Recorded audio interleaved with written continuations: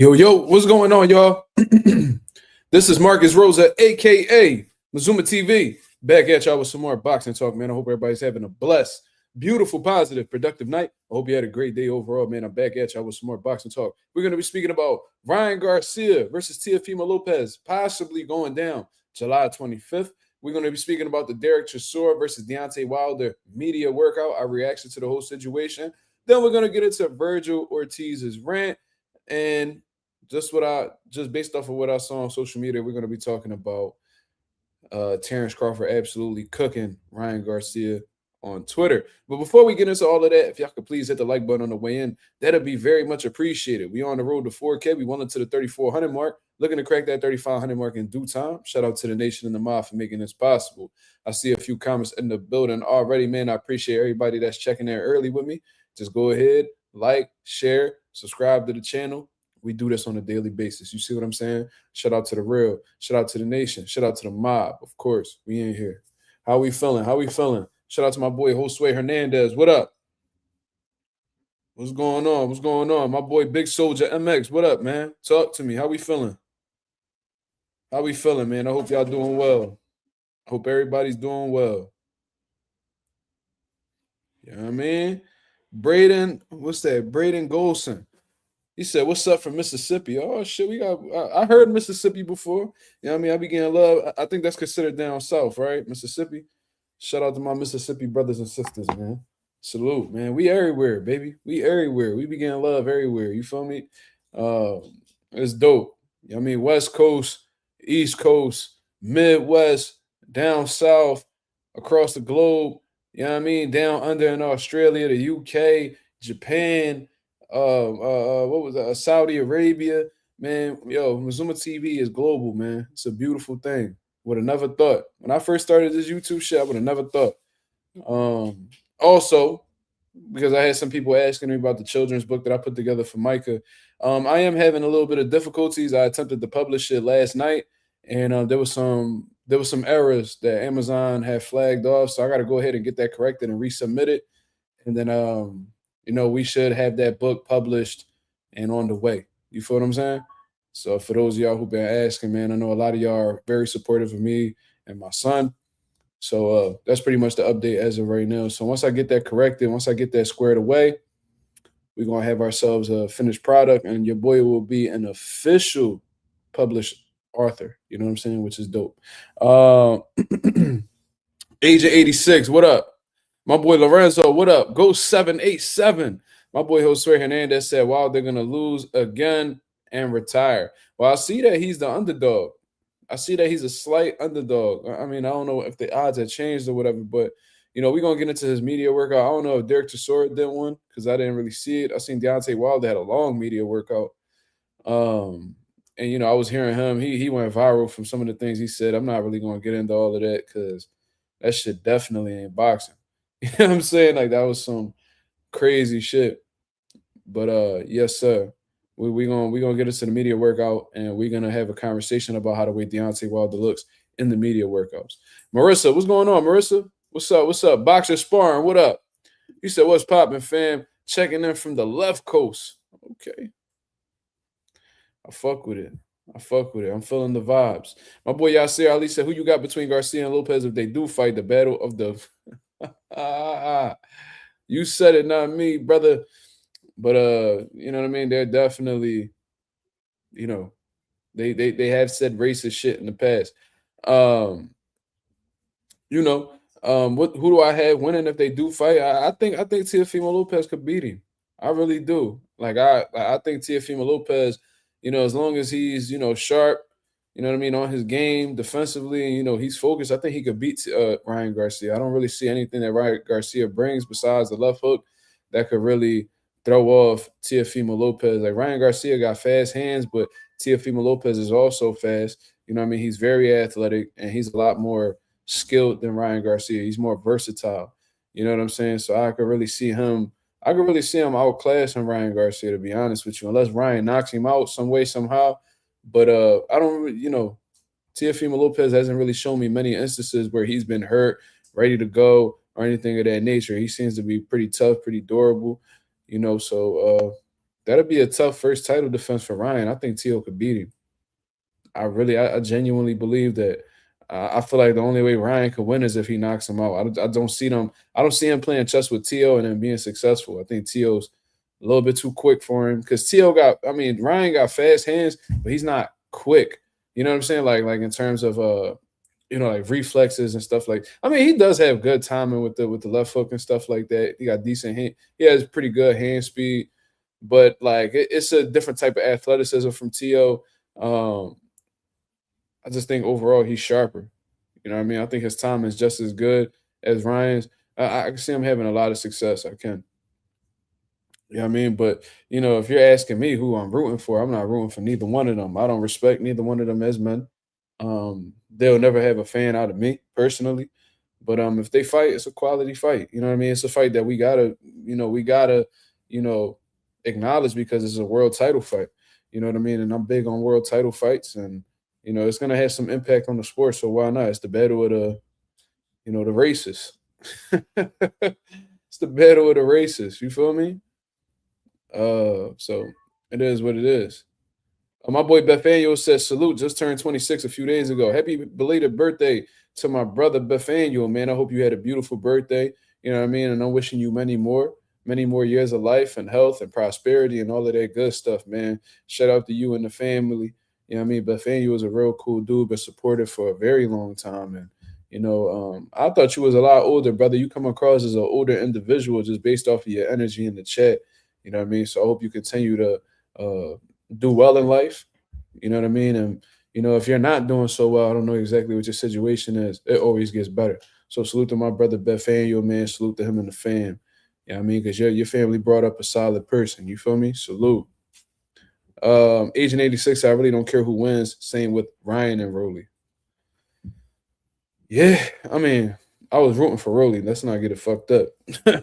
You know what I mean? I wasn't the biggest fan of Rolly, but he ain't ever test positive. He ain't ever, disrespect our people. So, I was with him 1,000% when we're talking about him going up against Ryan. That's a no-brainer in my eyes. My boy Yasir said, "How you been, though, Mark? How life treating you, Aki?" Life is good, man. You know what I mean? I'm just trying to stay as as how can I say this, as productive as possible.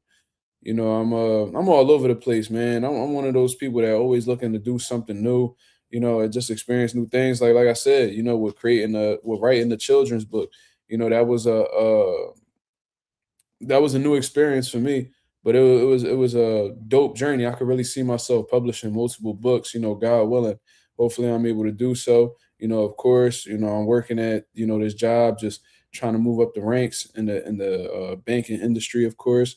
I'm at the gym, working with my fighters, continuing to develop their craft and, in hopes of, getting one of these young guys to be like a nationally ranked boxer. That's definitely one of my goals. I want to conquer the amateur circuit.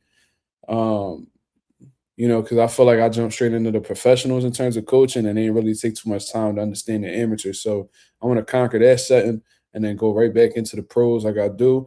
I also got Derek Moore, who's going to be turning pro sometime soon. You know what I mean? We looking at the summer of this year. I have a lot going on, bro. And of course, before any of that, I'm being an active, you know, father.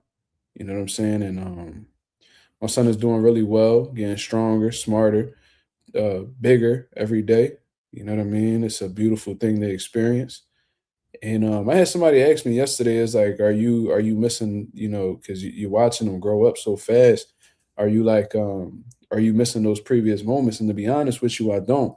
Because one thing, and I'm so glad that I took this approach, I really enjoy every moment that I enjoyed those moments. I didn't take those moments for granted. I knew that he was only going to be that small, for a short amount of time. So I took the time to really appreciate it. And I'm one of those people that, I live in the moment. I don't really dwell too much in the future. I think about what's currently going on.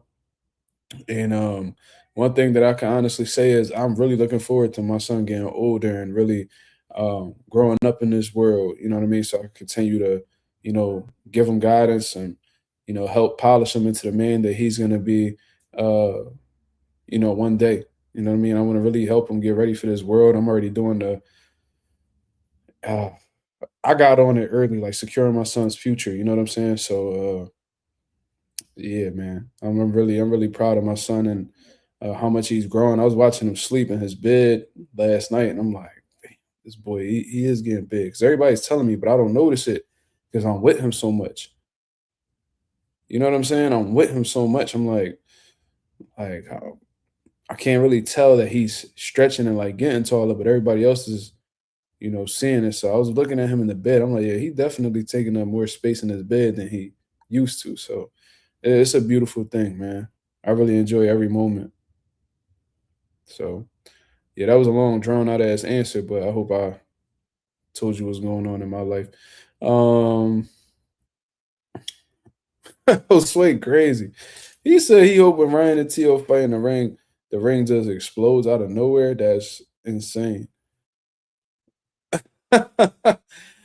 Yo, that's crazy. You hope Tio beat the brakes off Ryan. Man, listen, it's a constant cycle with Ryan, right? It's like a triangle. So he gets the fight date. No, it's I guess you could say like this the pattern with Ryan. It's like four things. He gets the fight date. He talks shit in the lead up to the fight date. He loses the fight. He makes excuses. Right back to square one. You know what I'm saying? Like it's like a whole thing with him. It's a whole pattern. You feel what I'm saying? He really feeling himself now that he got a world title. He felt the need to speak on Terence Crawford name. Are you fucking serious? Terence Crawford? That's who you like. You got like, do you understand the arrogance of Ryan Garcia? And that's what makes him even more unlikable, in my opinion. Cause I never really fucked with Ryan, even before the racist statements and the PED usage and all that. I was never a big Ryan Garcia fan. Never. I think I rooted for him one time in the Luke Campbell fight, just because it was UK versus US. But besides all of that, I never really rooted for this dude at all. I never really liked him. I didn't like his personality. I didn't like how the way he was moving in the division. You know what I'm saying? In the lightweight division at that time. I thought he was, on this protection program that Golden Boy, is known for putting their fighters on. But for you to get a world title, because he was even talking like this before he won a world title, like you feel the need to be opinionated and down talk people who've accomplished more than you. What does that say about you? If you're saying that you feel like, Terence Crawford hasn't really fought anybody, and you talking about Jaron Ennis overrated, meanwhile, they all surpassed you in terms of, legacy, accolades, accomplishments, all of that good stuff. What does that say about you? If you call Jaron Ennis overrated, what does that say about you? Because he's done more than you. Yeah, you just won your first world title at 28. Boots was a unified champion in that same division that you won your first world title at. Mind you, it took you you had to go into a third division to win one world title. You know what I'm saying? Like that's what you're talking about. Then you got the nerve to have some sort of opinion on Terence Crawford, one of the greatest of the last decade and some change. Are you fucking serious? That's who you were talking about? Crazy, man. And I'm glad that Terence Crawford checked him on social media, man. Like to be honest with you, bro, like this dude Ryan, his arrogance is to a whole different level. Like the audacity of this dude to speak on guys that have accomplished and they fucking pinky toe where he's accomplished more than his career. Absolutely insane. Absolutely insane. You know what I mean? But let me see what everybody else talking about. Yo, this dude boxer sparring got jokes. No, I wasn't a finance major, Yasir Ali. I just happened to know right people in the right place. I did not graduate college. I actually dropped out of college. That's a true story. I just happened to know some good people, and I'm grateful for them for giving me the opportunity. Um, he said, "Mark, we're gonna see you in a fighter's corner one day with the cameras on. You yelling at your fighter, telling him, 'We firemen, we gotta fight the fires.'" No, we definitely ain't doing that. We definitely ain't doing that. You feel the fire? You feel that fire? You want every round, but do you feel the fire? Like, no, nigga, it's cool as shit in this motherfucker. This is a cakewalk. Nigga, what are you talking about? You know what I'm saying?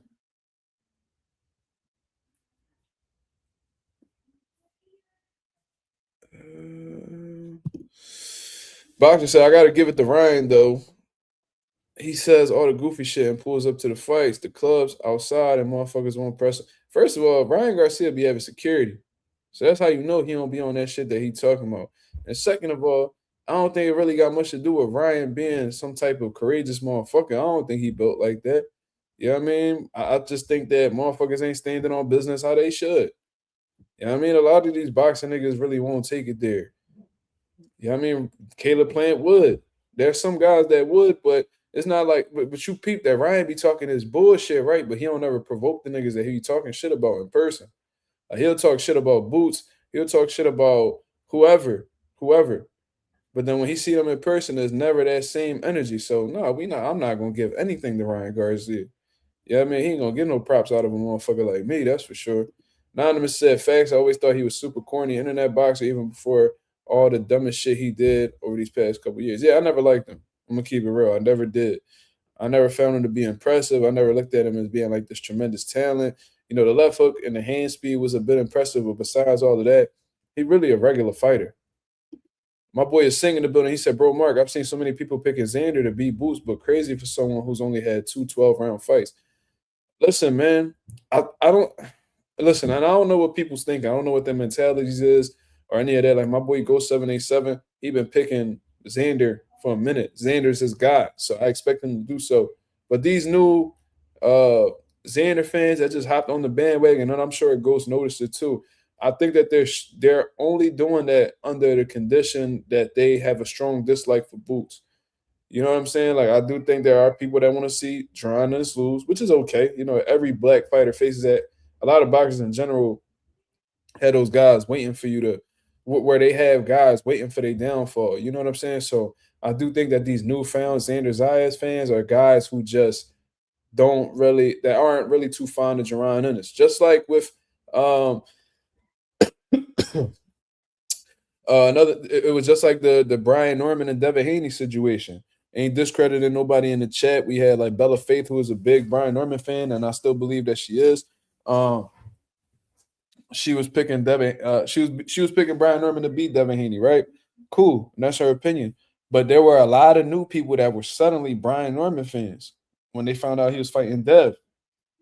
And I was telling everybody, they're like, yo, these aren't really Brian Norman fans. They Devin Haney haters. A lot of people got them mixed up. They don't want to be known as haters, so they disguise themselves as being friends.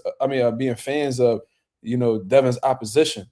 But you can see that they was full of shit. Because how many people, bigging up Brian Norman right now? How many of his fans really talking about him right now? He lost. You know what I'm saying? And a lot of people hopped off the bandwagon from there. You know what I mean? And then went on to discredit Brian Norman when they was talking about he was a monster after the Jin Sasaki fight. So a lot of these dudes are wish-washy. You know what I mean? They're hella inconsistent. And these dudes be deleting channels to duck accountability. Like, these are the type of people that's in the boxing community today. You feel me? So, it's like that, I guess. But let me actually play this video because I seen it on Reddit. For some reason, I seen it on Twitter, but then when I tried to look for it on Twitter, it was no longer there. So I found it on Reddit. So let's go ahead and play this video. This is what Ryan Garcia had to say during one of his live streams. Pops, are you available for his next fight? July 25th? Round wrap up? July 25th? Oh, wow, we got a date. Who the fuck we fucking up? I don't. Teofimo. Oh, wow. Lopez. Bring him on. Oh, shit, I fuck with that. Yeah, let's do that. So I think this is Ryan Garcia just talking, to be real. I don't think anything's set in stone. I don't think that this is, something that was even something tells me this wasn't even something that was discussed behind the scenes. I think this is Ryan Garcia doing what he does, trying to get some publicity, get some people to talk about, that fight. I think what he's doing right now is he's experimenting. He wants to see that if he fights Teofimo Lopez, is it going to get a lot of attention? Is it going to be something that's in demand? Because Ryan Garcia, he's mastered social media, so he knows how to bait the fans to see exactly, put the bait out there for the fans to see exactly what they bite on. You know what I'm saying? I don't really see him being serious about that right there. I think that was a date that he just looked at his calendar and was like, oh, yeah, it would be a good time to fight on this date. You know what I'm saying? So I think he went on to, try to put it out there to see if fans would really want to see that fight. in my opinion, that's not a terrible fight. It's not the best fight neither. I think Ryan Garcia's best fight right now is Devin Haney. But something just tells me that, he's acting a little funny when it comes to that 365 testing. And I don't think Devin Haney's really budging off of that whole 365 testing. So, that may stall some things. Now, am I going to criticize Devin Haney for one 365 testing? No, that's a motherfucker who cheated him. That's like, you know how, and it was never definitively proved, but Margarito with his hand wraps and shit like that. You better believe Miguel Cotto had people watching Margarito put his hand wraps on, because who's to say that his hand wraps weren't dirty when he fought Cotto? Like, you can't trust these guys. You can't trust their intentions. You can't trust that they're gonna play by the rules. So yeah, there's something that there needs to be some stricter rules going into that fight to ensure everybody that nobody's doing no slick shit, nobody's doing any cheating. You know what I'm saying?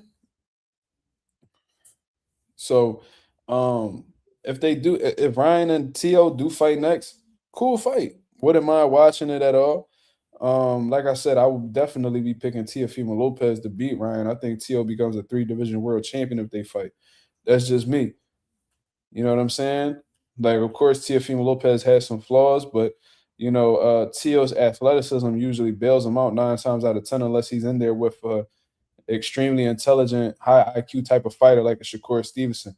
I don't look at Ryan Garcia, being on that level. As much as he wants to feel like he's as special as those talents, he isn't. You know what I mean? He ain't got the work ethic for it. You know what I mean? He's not competitive enough. He ain't got the heart for it, in my opinion. He got some decent hand speed, got some good knockout power, even got some good timing on that left hook. And he places the left hook real well. He usually hits the temple area and shit like that. So there's some dangerous things about Ryan Garcia, but Teofimo Lopez has the intelligence. I think he has the ring IQ necessary to neutralize that. And I can just see Teofimo Lopez, getting in the groove for Ryan and really beating him up. You know what I'm saying? My boy Anonymous in the building. He said, not gonna lie, I'm tired of seeing these dudes come off of losses, get title shots, boxing is backwards right now. Shaking my head. Yeah, that's what I said this a few months ago. I'm like, yo, boxing is rewarding guys who lose now. The guys who are losing fights are being awarded more than the guys who are consecutively winning. Like, I can name undefeated fighters right now that cannot seem to get an opportunity to save their life, like a Giasov. You know what I'm saying? They look like they're giving Lester Martinez the run around at 168. Who's the even I ain't gonna lie, like Vergil Ortiz with WBC interim. David Benavidez when he was WBC interim at 68. Like, these dudes who are winning and winning and winning, they're the ones who's getting all the fucking trials and tribulations to get a big fight. Meanwhile, all you gotta do is lose a fucking fight, and these guys are gonna award you with another opportunity. Absolutely insane. I don't know what the fuck that's about, but I think that's just these guys attempting to catch these guys coming off of losses, take advantage of them, while they're at their lowest, and it ends up backfiring on them. So I think that's just, I'm looking at those situations especially when the loser comes out victorious and becomes champion, as like a cherry pick going wrong. You know what I'm saying? Mario Barrios probably felt like he was going to beat Ryan because Ryan had just came off of a loss and he didn't look like himself in a higher weight. So he probably like, oh yeah, I'm gonna get him, and that shit backfired because Mario Barrios is absolutely trash. You know what I mean? T said, I got T.O. I do too, brother.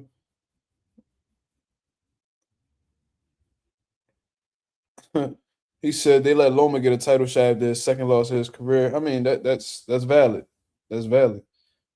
Yeah, it's definitely a pattern. It's been going on for a little while now. My boy Ralph in the building said, but remember, Saudi dude, it's over for dudes whenever they lose. When we're seeing in boxing currently, that's not the case. No, losers are being rewarded. You lose, here you go, another opportunity. There you go. It's crazy. Not only that, especially if you test positive for PEDs. You test positive for PEDs, oh boy, you about to get a hell of an opportunity. Ryan came off of a failed drug test and a year layoff for being banned. Coming off a 1-year ban, and he got a huge fight with Rolly Romero at Times Square. You know what I mean? It's crazy. Absolutely insane. But do I really care too much about the Ryan and Tio fight? Not really. It is a title fight, so I will be watching because that does shape the landscape of the welterweight division. And that's a weight class that I've been keeping my eyes on for some years now, for a very long time actually. So I'll be watching, but I don't really care too much for neither one of these dudes. I don't really care who wins. They both pieces of shit to me, in my opinion. So it is what it is. So now we're gonna move on to the next topic. We're gonna be talking about the fight that's gonna be going on this weekend between Deontay the Bronze Bomber Wilder and Derek War Chisora is going down. I'm seeing the odds, on all these different gambling platforms, and it looks like Deontay Wilder is the underdog going into this fight. And I could see why, man. When we look at Deontay Wilder's latest performances and exactly how he's been looking, he looks like a shell of himself. You know what I mean? Balance is off. His right hand, he looked like he don't believe in his right hand how he used to. Um, he's not, taking these punches as well as he used to at one point in time. He's gotten knocked out a couple times. Knocked out, but he got beat up bad by Joseph Parker. Then he got knocked out by Julie Zhang. And since then, he came back with a win, but it wasn't against any type of notable or significant opponent. You know what I mean? Now you're going in there with Derek Chisora, who has a shit ton of losses. He's a gatekeeper, but he's one of those dudes that, he's like a dice roll. Like one day, there may be a fight where he doesn't look too good, and there's fights where he's absolutely snapping and getting brutal knockouts. So we seeing somebody in Deontay Wilder who's just been on a straight decline since that Tyson Fury trilogy, and then you see Derek Chisora who's up and down, up and down, up and down. So who are you going to trust more, the guy that's constantly on a decline or the guy who goes up and goes down? They're both not doing the best, but I'm gonna take the guy who actually is inconsistent in comparison to somebody who's consistently getting worse. You know what I'm saying? So I can see why Deontay Wilder is the underdog going into this fight. Now, can he shock in this fight? Absolutely. This is Derek Chisora's last fight. Maybe he got one foot out the door. Maybe he's not as focused as he should be. And Deontay Wilder might land the right hand that put Chisora's lights out. We don't know what's going on. You know what I'm saying? Deontay Wilder has made some excuses, in my opinion, as to why he's been performing the way that he's been performing. He cited injuries and a few different things that I don't really remember, to be honest with you. But he said that he's changed a lot of things in camp. Eating healthier and stuff like that. There's no more excuses and things of that nature. So he's pretty much promising that he's gonna come out victorious and that we're gonna see a different version of Deontay Wilder. Will he? I'm not really too confident in that, but that's what he says. So, he has to walk that shit that he's talking. You already know how I give it up over here. You can say whatever you want. The ring don't lie though. So it's either, your words are gonna come true based off of your performances in the ring, or the boxing ring is gonna show that what you say don't line up with how the way you feel or how you perform. You know what I'm saying? So the boxing ring tells all. The boxing ring is going to be able to tell whether you've been having sex in camp, whether you've cut corners, whether you really push your conditioning, whether you had a trash training camp, whether you had a good training camp. You know what I mean? The boxing ring is going to tell so many things on you. So Wilder could say that he made all these adjustments and everything's going well, but until that bell rings, we'll never truly know. And that's the reality of the situation. Boxer Sparring said Chisora about to put Wilder in the dirt. Hey, man.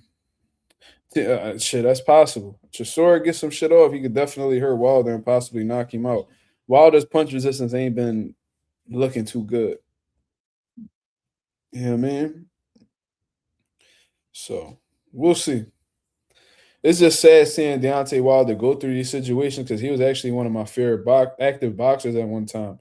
You know what I'm saying? Like, I used to really enjoy watching his fights. It was like every fight he had had such a dramatic ending. It was addicting to watch.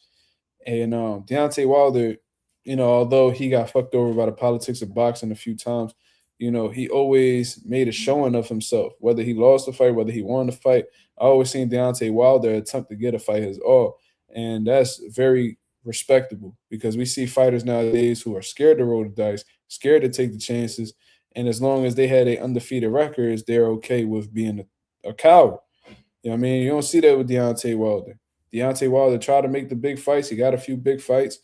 But you know, it is what it is. When you fight at a high level, especially at heavyweight, you're gonna win some, you're gonna lose some. That's the reality. Uh,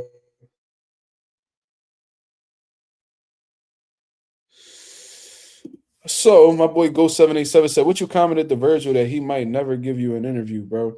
It's cool because I never asked Virgil for an interview. So it's like that's like saying that, oh, he's never gonna invite you to the party. Well, I've never wanted to go to a party, so I could really care less if somebody were to not invite me because I didn't intend on going over there anyway.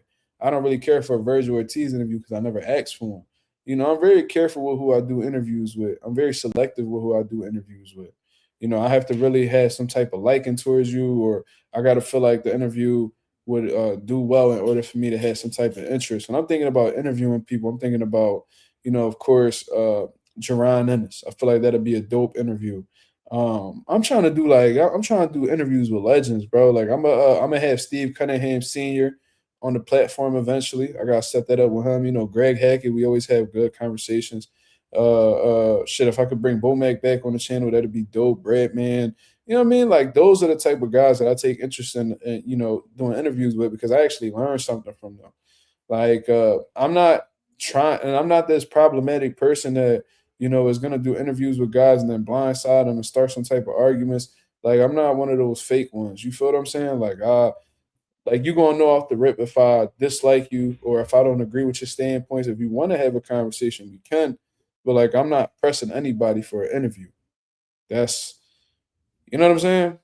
That's for sure. Was I able to lock in the Nonito one? No, I wasn't able to. I had reached out to Rachel, and we had like DMs back and forth, but I think Nonito was getting ready for a fight. Maybe he'll be more available now than what he was previously, considering he just fought. But you know the Nonito Donaire fight, you know, I don't really care too much for interviews to be honest, but you know I understand that people like them, so you know. Uh, I'll try. You know what I mean? I'll go for it again. He's a legend. So I would love to add another champion to my resume in terms of, you know, guys that I've worked with. You know, I've done interviews with a few champions. Wait. Yeah. Rolly Romero, Bruce Carrington, and championship level trainers like Breadman and Bomac. Like I've done them. Get Tarver. You know, Tarver cursed me out when I was a young boy. I was like in high school. He cursed me out in the comments because I forgot what we was talking about, but I forgot what we was going back and forth about. It's like one of my older YouTube videos.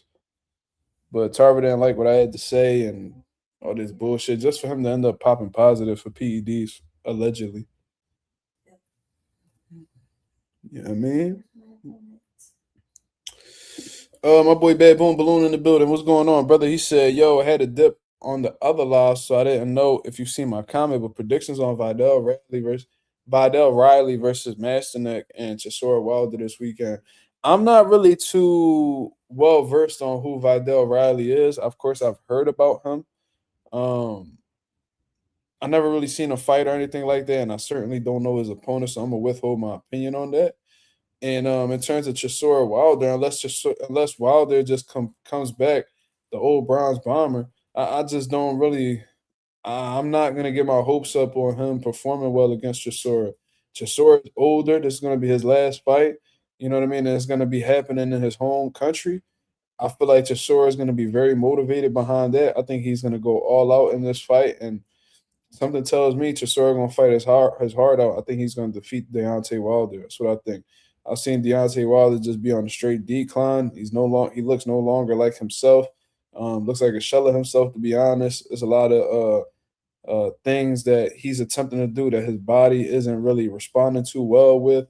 And I could see that. You know what I mean? He shows signs of a shot fighter. You know, that trilogy with Tyson Fury took a lot out of him.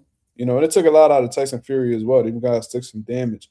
I don't think either one of them bounced back off of that fights the same because they were brutal. And Deontay Wilder has experienced some knockout losses, you know, in those times. And I think as a result of that, we're seeing a diminished version of Deontay Wilder. Not saying that Chisora is in his prime whatsoever. He's past it as well. But Chisora has this thing about him where, you know, he could still he still got that he's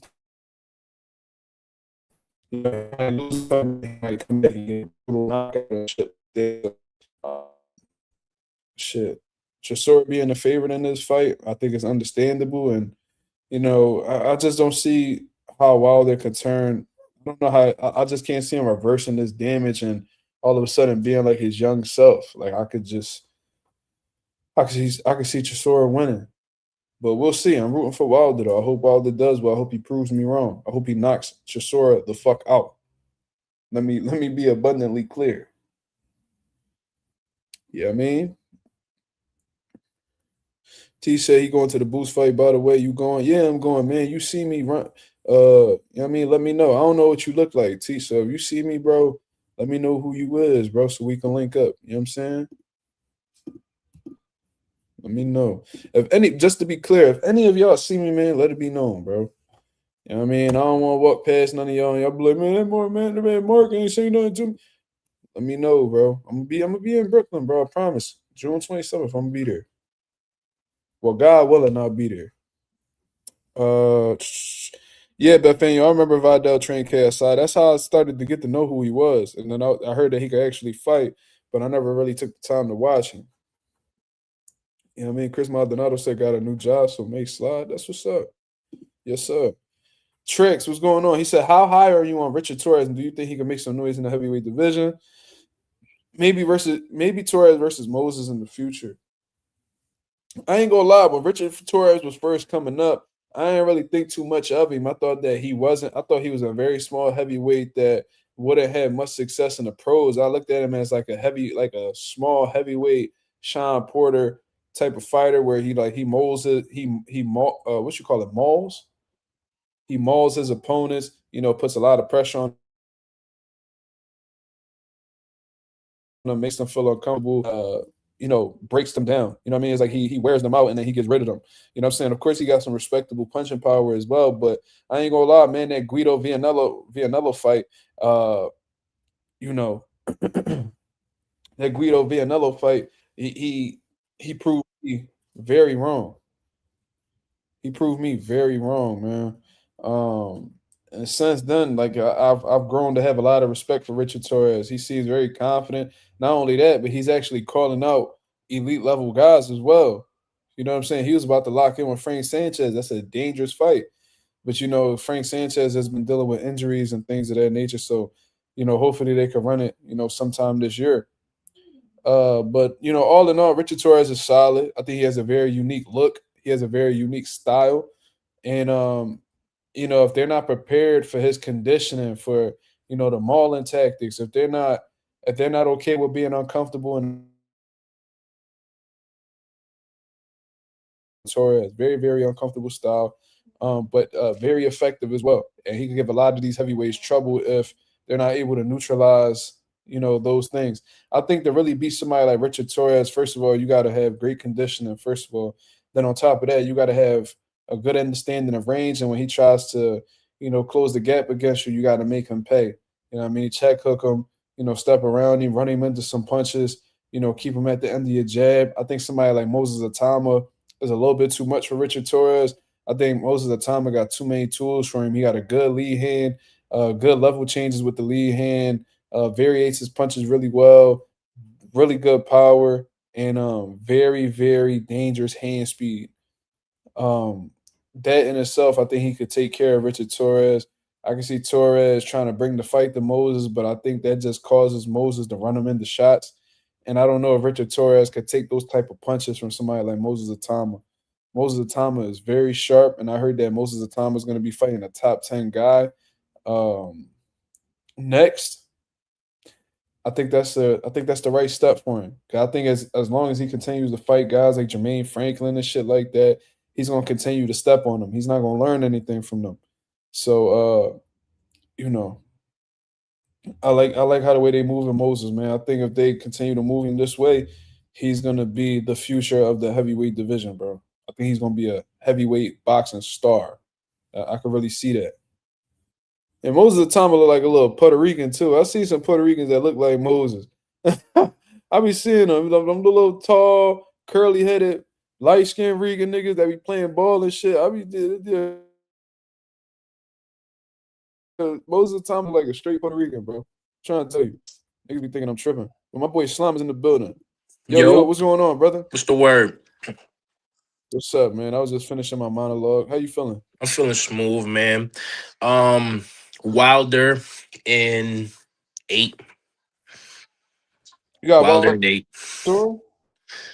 Yeah. I'm rooting for Wilder, but who knows? You rough. First of all, T said he's like half white, half Nigerian or something. Yeah. I heard he Nigerian. I heard he's Nigerian. Who, Moses? Moses Atama, yeah. That's probably why he's so fucking strong. Yeah, I got heavy Nigerian blood too. That shit is dope. I ain't gonna lie. We from the what tribe my ancestors from? We from the Yoruba tribe. Yes, sir. Let me see. His mother Russian. I mean, he definitely look like he biracial. He light skinned nigga. You can tell. Josue said, I've seen lots of people say Egypt Caballero is a hard fight for Moses, but I believe Moses beats him easy. I don't know if he beats Moses easy. I don't know if Moses beats him easy, but one thing I can say, Egypt Caballero gets hit a lot. A lot. One thing about Egypt, that motherfucker's durable, man. He's strong. He could take a shot. You know what I mean? Does that mean he could take Moses Atama's shot? Not really. But he gets hit a lot, bro. Like his last fight, he was getting touched up, but the bull couldn't take those. He couldn't take what he was dishing out, and that's what ultimately, caused him to get stopped and shit like that. But Moses Atama could definitely beat Egypt Caballero, but Caballero, I don't know if that's easy though. Now, if he beats Caballero easy, that's a fucking problem. Like that's a serious problem. Like this dude, all right, this kid is, world level. You need to get him a championship fight ASAP. If you has been really stepping on niggas in heavyweight, Frank Sanchez, fucking Julie Zhang, and all that, he's ready for a world title, bro. Like he's world level. There's nothing that needs to be proven, after that. Nothing else he has to prove after that. You gotta give him. He flatlined Franklin, bro. That was bad. Yeah, I ain't gonna lie. And Jermaine Franklin was known for his ability to take a punch. You know what I'm saying? He fought Dillian White, he fought AJ, and neither one of them was able to stop him. And I seen Fabio Worley have an interview where he said, yo, like we was sparring Jermaine Franklin, and I'm hitting this nigga with all his might, with all my might. He talking about good shot. So they like, bro, what the fuck? This dude, like, he got a different type of chin. But what a lot of people don't understand is you could have a granite chin, but if you get hit with some shit that you don't see, it's curtains. It's gonna be curtains, exactly. So that's exactly what happened with Moses and Jermaine Franklin. The first knockdown, he hit him with a shot that was super fast, super sharp, and hit him right on the temple. So you can have a granite chin, but if you get hit, clean on the temple, it's gonna have some type of effect on you. Then on top of that, I don't think he was really expecting to get hit with that step back uppercut. Like you don't really see heavyweights doing that, bro. Had small steps back, shooting the uppercut. Like this dude, Moses operates like he fights like a smaller dude. He has the hand speed of a smaller dude. Like he has athleticism like a smaller dude. And Moses is not small. I heard that nigga like 6'4" or some change or something. So he's an ideal height for a heavyweight. He's not a giant heavyweight, but he's an ideal height. Like Muhammad Ali was like 6'3". You know what I'm saying? Like that, those heights are, he's an average size heavyweight. Yeah, he's not too much smaller than Lennox Lewis, who was 6'6". You know what I'm saying? And what makes Moses dangerous is he got the hand speed, he has the power, he has the size, but he also has the IQ. So that's a serious problem. And he has youth on his side. So it's not like, oh, we got to hurry up and rush Moses. No, you don't got to rush him. He's ready, in my opinion. I think he's ready for top 10. I think he can even beat some of these top 5 dudes right now. I think the only one that like kind of makes me a little nervous is Usyk. You feel what I'm saying? Besides that, it's like he's in my eyes. I think he could beat a lot of these guys outside of him. I think he beats his homie Fabio. Fabio get hit way too much. I know that's his homie, and they won't. I think Fabio said the only way he'll fight him is for undisputed. I don't think. I think he'll tee off on Fabio. Fabio, like he tough, he durable, but I think Moses IQ a little bit too much for him. Any nigga named Fabio eats cock. Shit, that's crazy. That's a crazy name though. Like that, I thought that name faded out like in the 70s or some shit. That motherfucker brought that name back for sure. Yeah, I think Moses is ready for top 10 guys too. Shit, but I like how they're moving him though. No nigga named Fabio in this earth ever did something great. Name one Fabio who did something great. Fabio Worley, he became world champion. That ain't good enough. Everybody's world champion. Yeah, wasn't Fabio like some type of actor or something? I swear I heard that name before.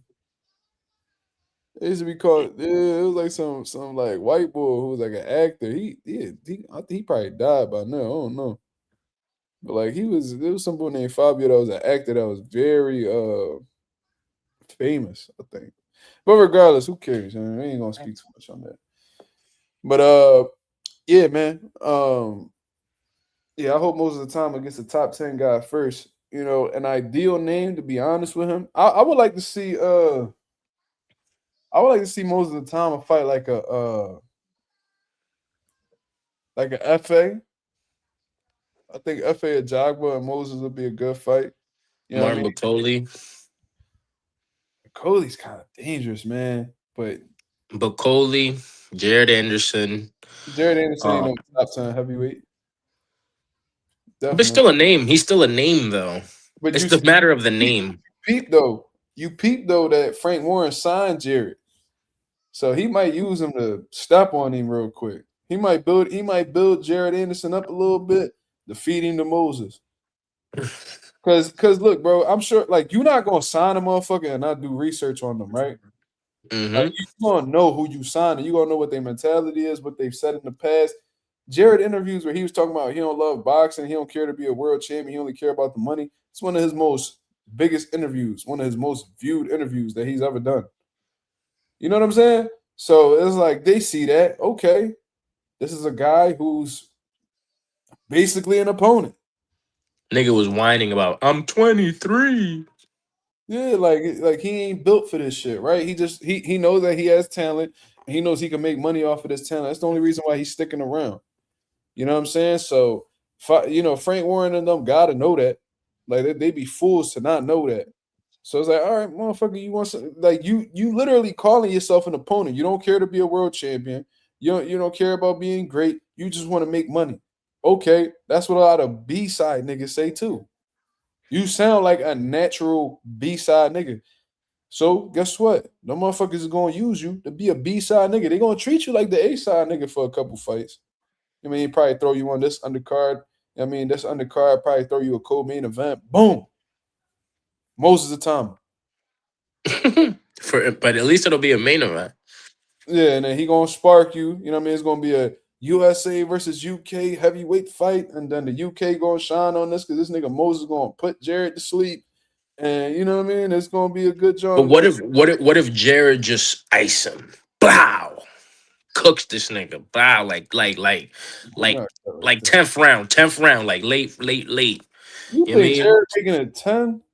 Crazy as shit. Nah, I'm just saying what if, bro. It's a what if. You always saying what if. I don't know. Because it's boxing. Anything can happen. So I like playing the what ifs. Big jobber. Jared Big Jobber Anderson. Moses packing up Anderson quick. That's a quick fight too. Like they ain't going past 3. Damn. Bro, he packing him, bro. What the fuck Jared gonna do? What Jared gonna do to Moses, man? He ain't faster than Moses. He ain't bigger than Moses. He ain't stronger than Moses. Oh, he not as intelligent as him neither. That's a terrible matchup for Jared. Jared was getting built up by Top Rank fighting these blowing up cruiserweights in the heavyweight division because they knew that he wasn't no real fucking heavyweight. You know what I mean? Jared don't train hard, allegedly.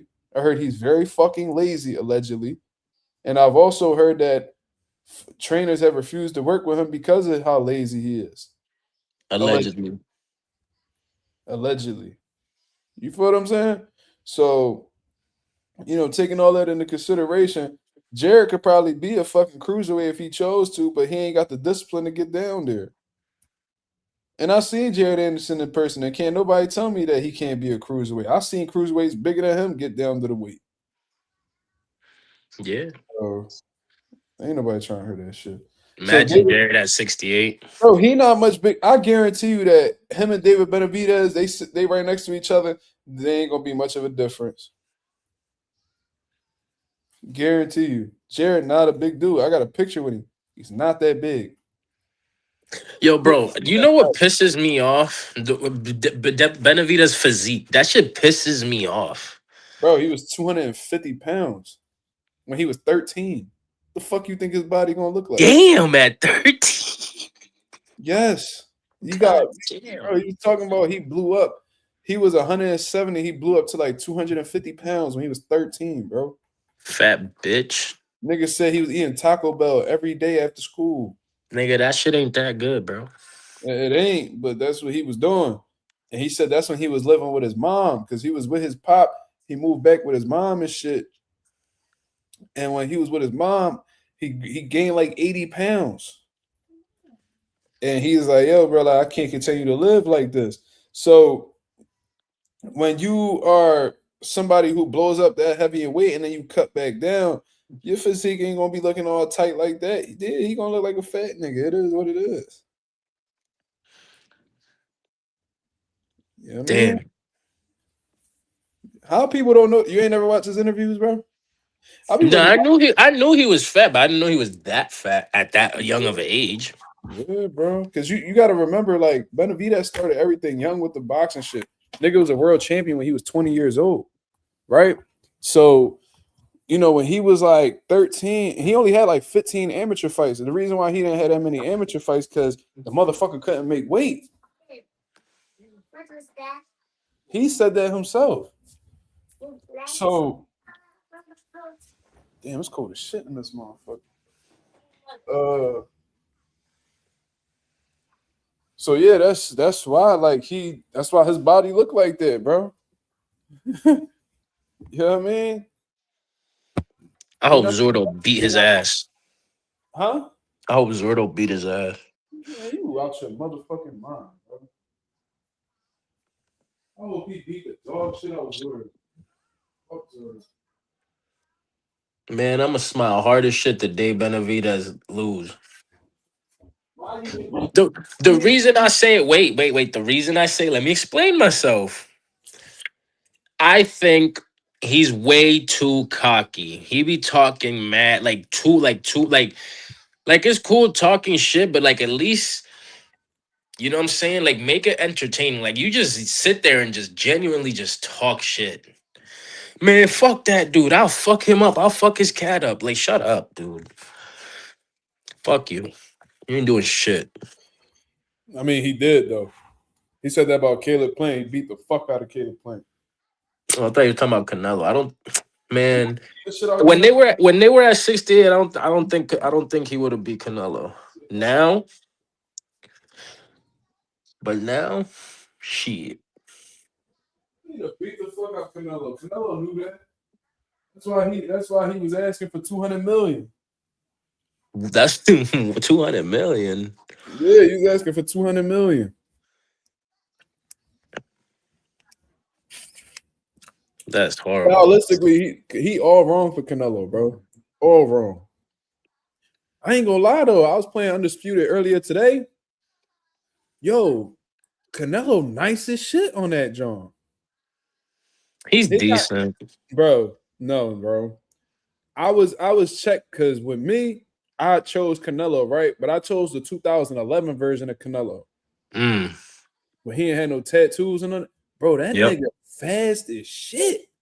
Fast as hook crazy. He go to the body. I'm like, yo, he nice. Like on this drum, his hook mad fast too. Like as soon as he launched that drum, that shit already there. Yo, you know who's fast as dog shit? I think it's like 91 Roy. Prime Roy. My nigga, them body shots, he just be. I'm like, yo, what the fuck? Yo, Roy on there definitely a problem too, bro. I was trying like all the little different characters that nobody talk about. Another boy on there who nice, Chavez Senior. I was beating the shit out of Ricky Hatton with Chavez Senior, bro. He got this shit. He got this shit where like he do it fast as shit too. Let me see if he got that Mexican style on his game. So I went head, drop, body. That shit was fluid as fuck, bro. Boom, boom, boom, boom. Every time I got Ricky with that John, bro, he folded up. I was fucking Ricky Hatton up with Chavez, bro. Chavez. Yo, like, there's like a thing in that game where like you have to find like a certain like punch pattern to like really flow off of your combination. It's like dead ass real life. Like you can't just sit there and just start shooting shit. Yeah, he said he loved using Robinson. Yeah. Robinson nice too. I was using Sugar Ray Leonard. I wish they had Marvin Hagler on that John, bro. That should have been fire. Bro, they need so many more fighters. Bro, these motherfuckers making it difficult, man. Like, they make it super difficult. Like we I want we need James Toney on there. James Toney. Like, let's get Oscar De La Hoya on there. How y'all ain't got Tito Trinidad? Tito Trinidad. You know what I mean? We need that's good for open boxing topics. Who we need in that game? Bernard Hopkins. Get Bernard Hopkins on there. I seen they got Butterbean. I was cracking the fuck up when I seen Butterbean. Duran. We need to get Aaron. Is Aaron Pryor on there? No, he is not.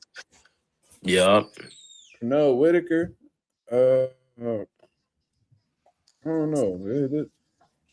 There's a few people that need to be on there. Fuck, and put Shane Mosley on there. Where's Shane at?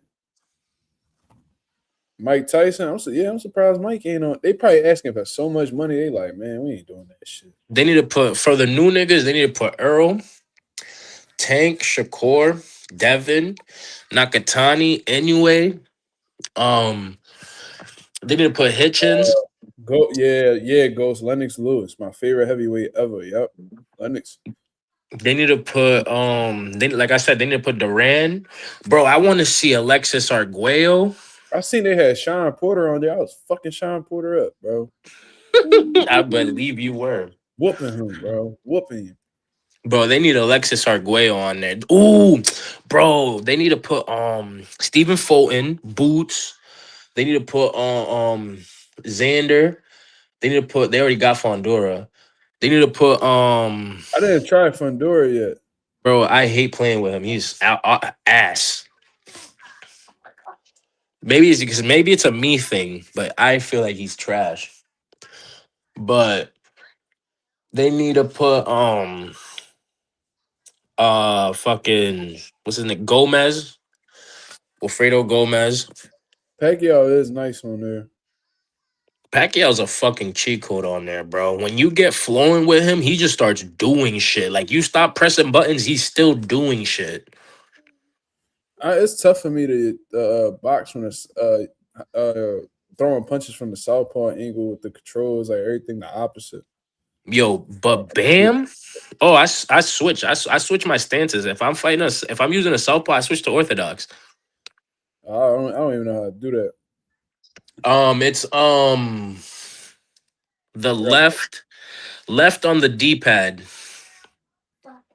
You know what the D-pad is? The arrows on the left side, but it's the right one. It's the right one on the D-pad. Mark, you gotta try. I've been trying Sugar Ray Robinson. Yeah, he nice. He was one of the first ones I tried actually. Dude, they got Wilder on Undisputed. I was gonna say they need him on. Yeah, they got Wilder. They got a few niggas. Bro, I was whooping Wilder, and I think like I was whooping him, but he wouldn't go out. So I was whooping him, and then we got to like round 8. Bro, hit me with a right hand. Boom, put me right down, bro. I was like, what the fuck? I got up, right? And then I proceeded to whooping Wilder again, bro. It was like 2 seconds left in the round. He hit me with another right hand. Boom! Bro, I got up at fucking 8. Yo, he almost put me out, bro. I was winning every round. He almost put me out in the last round. Bro, it'd be like that. You remember that one John I sent you when I was playing as Connor Ben? I was playing against my mans. He was using Canelo. He was fucking me up, dropping me all types of shit. Bro, mind you, I'm gassed. I'm walking backwards. As I'm walking backwards, I drop my hands. He shoots. Bro, I lean back and just hit him with a hard uppercut. Boom! Puts him the fuck out. Like no count. The ref did not count shit. That's They crazy. just waved it off. I was hyped as shit because I was getting fried. And it was like the 6th round. I'm gassed as shit. Crazy. So I actually want to, speaking about Deontay Wilder, I actually wanted to look at this media workout. I didn't get the chance. So I seen he had the media workout, but I didn't get I was already in the gym by the time they was doing it. So I actually want to see how Wilder looks. They saying like explosive final workout, but you know, they be capping with these captions a lot of the time. So I'm about to judge this for myself, and I'm gonna tell y'all what I see based off of his pad work. Never seen his coach, but salute to his coach. Yeah, he looked good to me, but I'm not a coach, so. All right, let me see.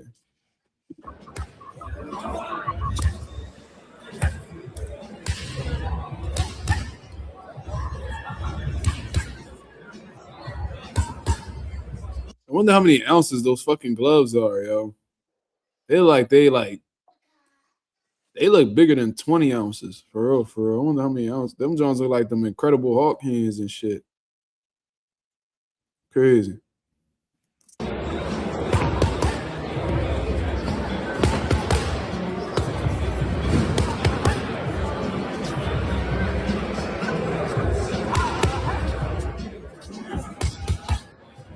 Yo, like he look all right on the pads, right? But it's like I challenge y'all to go look at young Wilder when he was hitting the pads and shit like that. And when he threw that 1-2, it had so much more intensity behind it. You know what I'm saying? Like once we started seeing Deontay Wilder on the decline, it looked like he didn't believe in his right hand as much. And it looked like he threw it with the same intensity, with the same ferociousness. Like I'm seeing him hit the pads here, and like he looks solid. He doesn't look terrible. Don't get me wrong. But it's like I'm seeing him halfway shoot the jab. You know what I mean? Like he's not getting full extension on the jab. That might be the coach's fault, but at the same time, Wilder should recognize that as a boxer and take some small steps backwards to get full leverage on his shots. But even when I'm looking at him throw the right hand, he's not punching through the target. Like he's shooting, like it's like as soon as he lands, he's pulling the right hand back. You feel what I'm saying? Like just watch it. He's throwing the 1-2 and it looks correct. Like I like the fact that he's putting the punches right behind each other. But one thing I don't like for one is that the coach is bringing the pad to Deontay Wilder. So it's like you're supposed to put the pad, at a certain distance and have the fighter, work to get to that to get to that area because. In fights, it's not like the fucking your opponent is gonna put himself right next to your punch. He's gonna be trying to avoid your punch. Your fighter has to find the punch. You see what I'm saying? So I'm looking at him, and I see the coach is like bringing the glove down on Wilder's gloves, which ain't really helping him with his range for one. Then on top of that, when he's throwing the 1-2, he's pulling the right hand back. He's not punching through the target.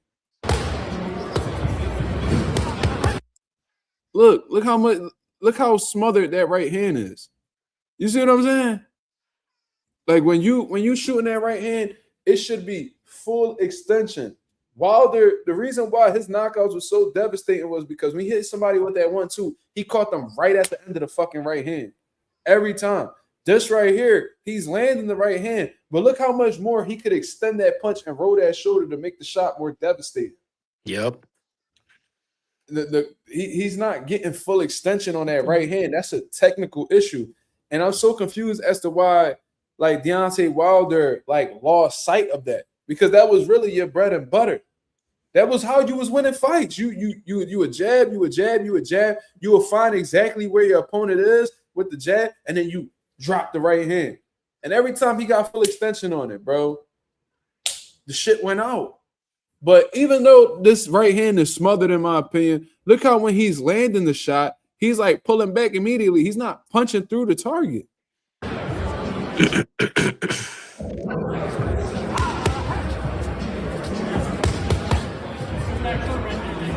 I see.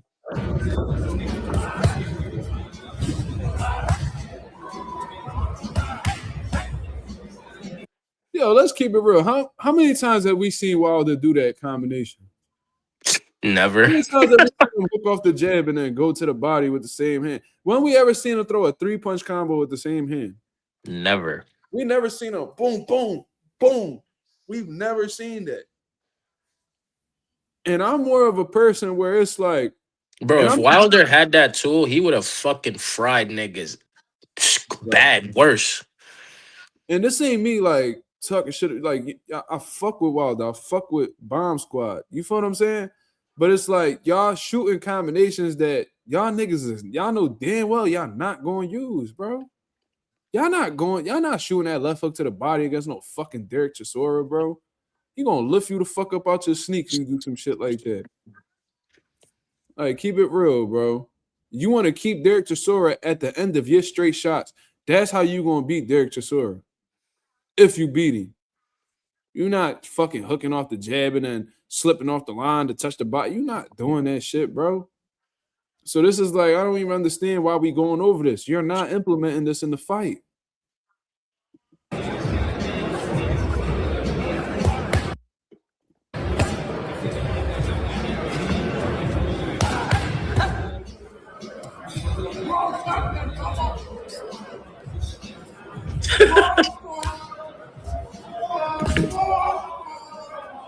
You laughing at? Nah, I'm laughing at the coach. That the way like that nigga danced and moved that way. That shit was kind of funny. He getting in the groove. Yeah, he's like I'm confused. Like, does he have like long hair at the end? Nigga, he looks like Goro from fucking Mortal Kombat. It look like he bald, but then he got like hair. What is that? Oh no, he got braids. Whatever that is.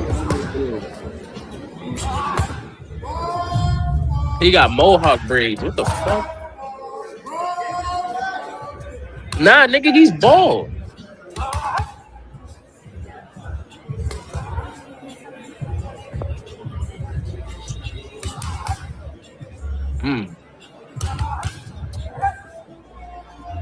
This nigga Wilder using angles, bro.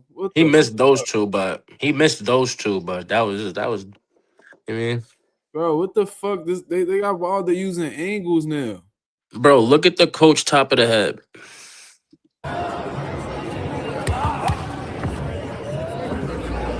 It's like he bald, but then on the top of his head, he got like bro, he got like the yarmulke. He got like a yarmulke, like ponytail, nigga. What the fuck is that? Yo, he's pissing me off.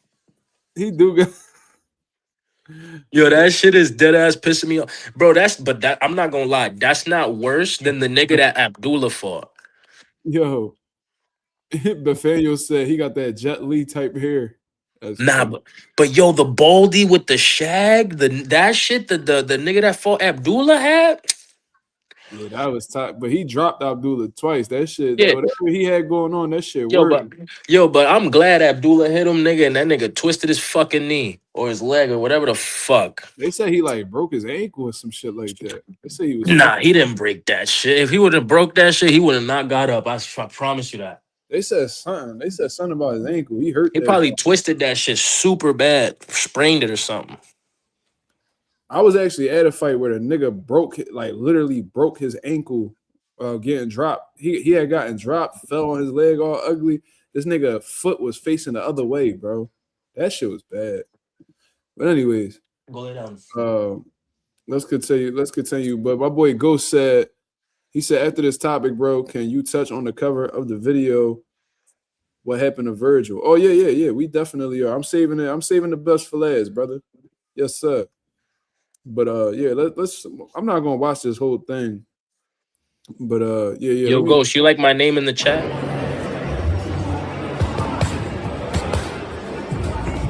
Ooh. Okay. That right hand looked a little, you know what I'm saying? Yo, I'm telling you, if he does some shit like that against Chisora and executes it perfectly how he's doing it here in the pad work, he is Oh, going that to right hand look fry clean though. Chisora. That right hand look clean. Bro, But but it's am I weird how bugging? he punched through that with that right hand off the angle, but when he's coming off of the jab, he's not Yeah, punching through with the right hand. That's yo, weird. that's what I was just about to ask. Was that right hand coming off of an angle? Because that shit looked Yeah, it was. Look, look, clean. look, watch. He about to do it right here. Boom, boom, boom, boom. Yes. But my thing is Wilder gonna use it though. Is he gonna Bro, use it? if he does, he better do it so well where niggas think he is on some crazy next level shit. Like he ascended. Like this, he better use it to a way where it's effective in damn near all his fights moving forward. So it's like his final evolution because that shit was clean as fuck right there. I liked that. I like that he's going over it, but I don't know at this point in his career if he gonna try to get that shit off. Like, I mean, he did start boxing late, so he did use what he was working with, which is just a 1-2. He wasn't gonna learn that much at that late of an age. yeah, my whole thing is like if that's what got you all the success, you should have just stuck to that. I think Malik got this motherfucker trying to be an outboxer, and horrible, bro, horrible.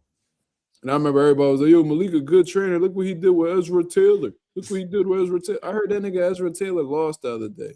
What if Chisora goes out like Stavern?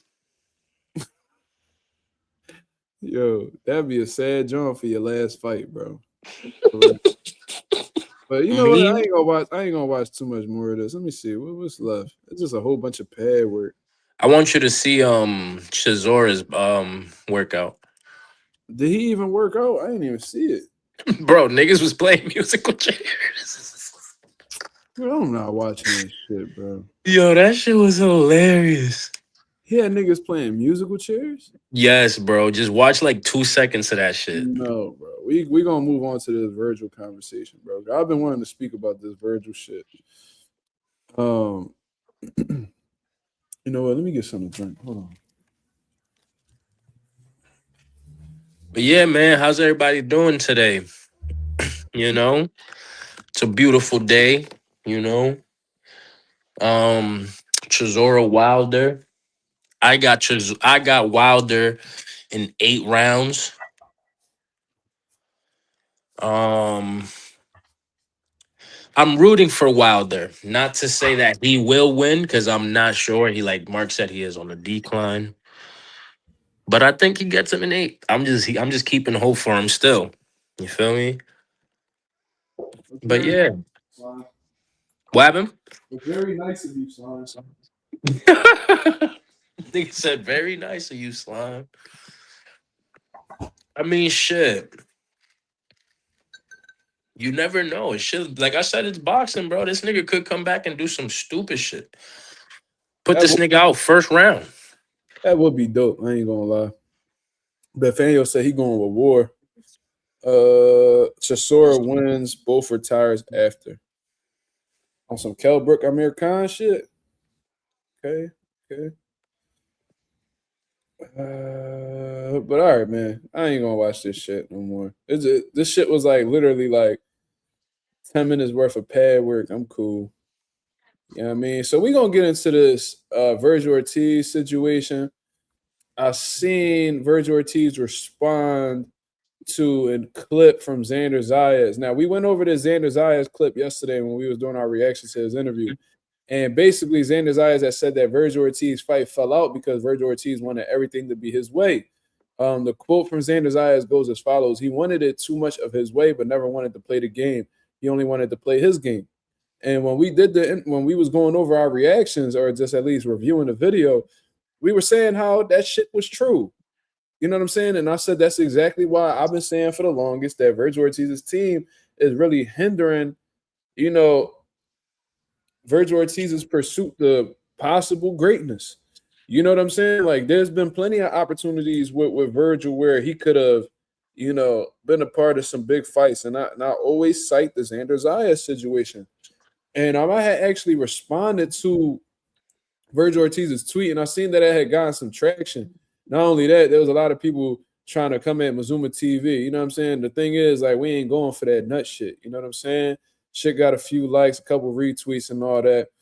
So most likely it caught Vergil Ortiz's attention, but he didn't dare respond to it. Yeah, I mean, he know what it is. You feel me? He ain't gonna say shit to me. He gonna act like I don't exist. But we agree with Xander Zayas, basically. You know what I'm saying? Because you're not about to sit here and act like, you and your team are not the reason why you ain't get the Xander Zayas fight. But, Vergil Ortiz, he's on the defense right now. He's in timeout right now. You know what I mean? Like, Vergil Ortiz is in timeout right now. He's not allowed to get out of that little, what's that, the corner of the wall they be putting them kids in timeout at? And he's not making allowed him kneel on rice and shit. Yeah, they got him kneeling on rice until, arbitration comes out. So, Vergil a little bit salty right now. He see Boots and Xander, who both guys he could have fought, but for some reason wasn't able to. He see them coming together to make a big fight happen. He see how much traction and attention the fight is getting. Not only that, but he sees that they're making shit happen without him, and he's caught up in a lawsuit and he can't rumble until it's over. So, it's safe to say right now, Vergil Ortiz is extremely salty, very salty. And this is a tweet right here that I wanted to share with you guys because it just lets you know how salty he is. Now, this is the video right here where Xander pretty much is talking about too much of his way and never wanted to be, he didn't want to play the game. He didn't want to play the game. He only wanted to play his game, and that's why he never got a big fight. It was super easy. I feel like not just me, but the whole team, everybody behind the scenes. So that was part of what he said. Now, this is Vergil Ortiz's tweet. All right. And this is a screenshot from me. So this was back when, Vergil and Xander were going back and forth on the internet.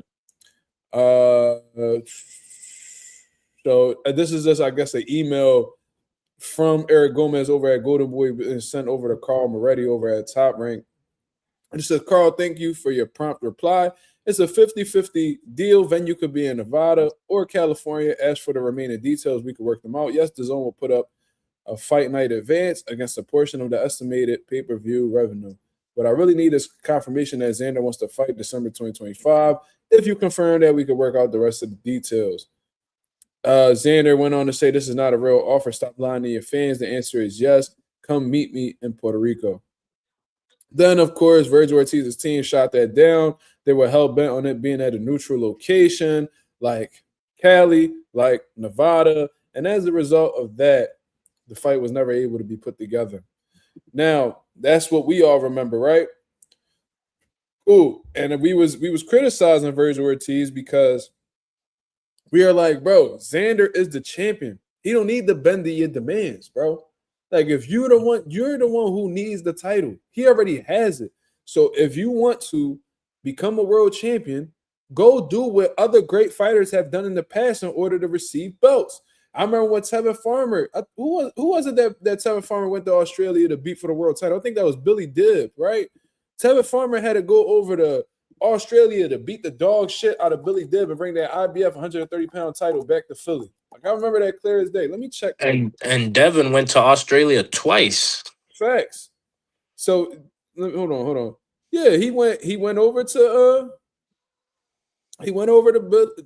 Australia and beat the shit out of Billy Dibb for that vacant world title, right? We didn't hear him complain about it. We seen the nigga go over there and do what the fuck he needed to do.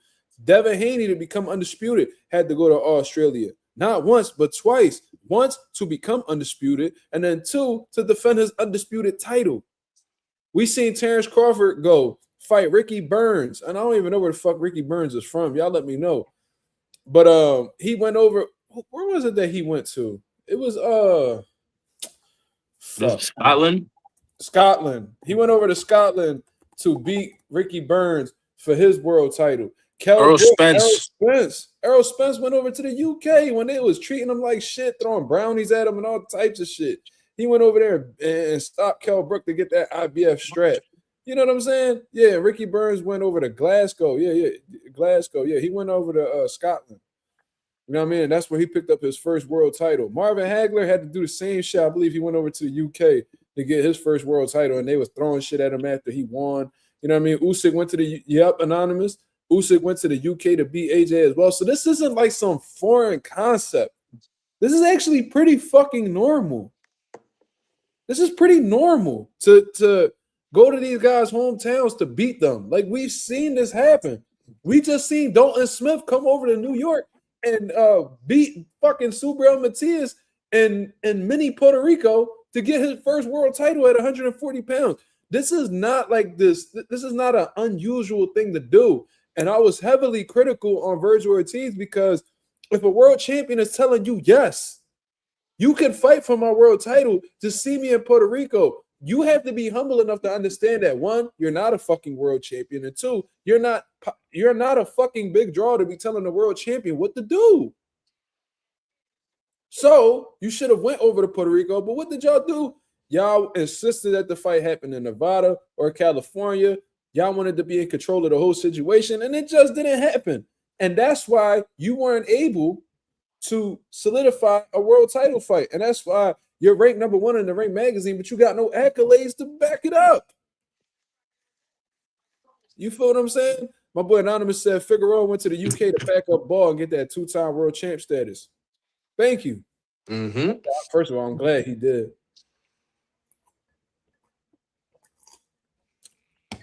You know what I'm saying? But all in all, Vergil Ortiz and them ruined the whole shit. But here's Vergil Ortiz attempting to justify these actions. So this lets me know that Vergil just, he don't give a fuck, bro. Like, this is how you know, like, he really don't care to have a say-so on anything he has going on. Even if it fucks him over, he don't care. He just let his team do whatever they feel is best. This motherfucker refuses to steer the ship. So he says, I wanted everything my way. He laughing about it. He publicly declined a 50-50 offer in neutral territory. Yes, in neutral territory, and said it was not a real offer and never negotiated back. Nigga, isn't the nigga saying, come meet me in Puerto Rico, him negotiating back? Yeah. Tell me I want. Yo, because you saying, oh, look at the fucking email. It says venue could be in Nevada or California. This nigga Xander says the answer is yes. Come meet me in Puerto Rico. So fuck Cali. I'm the world champion. Fuck fighting in California. Fuck fighting in Nevada. You want to fight me for my world title? Come see me in Puerto Rico. The fuck you mean he never negotiated back? He told you what his demands were. Live on the fucking internet, but I guess that went over Virgil's head. But if I was Vergil, I would have been like, bet, on my way. That's what you're supposed to do. Everybody. So what I'm saying is, and I brought up all those examples because those great fighters did that shit. What the fuck makes you the exception? Do you sell a shit ton of tickets? No. Are you a fucking pay-per-view draw? No.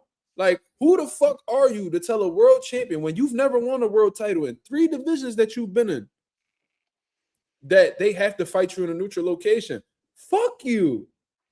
Who the fuck are you to tell him that?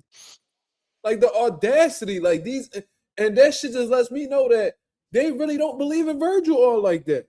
Because think about it this way, y'all. Think about it this way. If you were the promoter and you know that your fighter has the possibility of winning a world title and you feel like it's easily obtainable, you feel like it's an easy fight to win, guess what? I don't give a fuck about where they fighting at. Them niggas could fight in Antarctica. As long as you bring back that fucking world title, I don't care where you fight. I don't really care how much y'all offering because I know that once we get that world title, we're going to be up for sure. We're going to have another champion in our stable and we're going to become more powerful in the sport of boxing. Take the fucking money, take whatever they giving you, go fight in whatever location it is, because as long as there's a boxing ring in that motherfucker, I know he can't beat my guy. You know what I'm saying? Go787 said Vergil basically admitted Xander Wright is not a real offer. I mean, it was an offer, I guess, like, because they saying it's a 50-50 deal. You know what I mean? It can be here or here. Just let me know, if you're available, whatever the case is. It just sounds like that sounds like preliminary talks to me. You know what I mean? It's not necessary. So I guess Xander is right. It's not a real offer. It's just like we're just conversing. We're bouncing ideas back and forth off of each other through email. It is what it is. But I love how Vergil says he never negotiated back. He said, come meet me in Puerto Rico. How is that not telling you what he wants? Y'all had y'all options. He's like, yo, fuck fighting in Nevada, fuck fighting in Cali. This is my world title. This is going to be my first world title defense. I already spoke to Bob, and he told me from the very beginning my first title defense will be in Puerto Rico. So that's where I'm going. You want to fight me? Meet me there. Why wouldn't you do that? What makes you so different from Bud? What makes you so different from Errol? What makes you so different from Marvin Hagler? What makes you why do you feel like you don't have to go through what they went through in order to become great? Hey, look at the boss Barao. He said, fuck it, bet, and dared to be great, trying to unify. Yeah, yes. You know what I'm saying? Nigga, Virgil's dead ass acting like he's this star, acting like niggas gotta bend down to his will. Nigga, you've never won shit in any division. Your resume isn't that great or not good at all. So eat a dick and do what niggas tell you to do, like a good Yeah, like bitch. you're a fucking opponent. Until you beat the man, you're an opponent, bro. That's what the fuck the reality is. You're not the man until you beat the man. And now look at you for acting this entitled. Now you're sitting down in legal troubles like a bitch. Yeah, and now you seeing these niggas shine us, and now you saw it, and you want to come out and get emotional and defend yourself, bro. You need to worry about what the fuck you got going on, nigga. Make sure your lawyer, your retainer, whatever your lawyer asks for a retainer, make sure that shit paid for, nigga. That's what you need to worry about. You need to start building your case. Fuck is you talking about? So let me finish off what he got to say. He claims to have wanted the fight and did everything he could to make the fight happen, yet we never heard a peep about it again. Not something someone does when they really want to fight. You know what somebody, you know what's not something someone does when they really want to fight? Argue about where the fuck the setting is as if you're some fucking A-side. If you really want to fight, you'd be like, yo, we could fight. Like, what the fuck? What Floyd told Brian Kennedy the one time, he said, I'll fight him in your backyard. I'm the truth. And then he said neutral ground, talking about Vegas or Cali. Nigga, how many Puerto Ricans are gonna be in Vegas or Cali? None. All right then.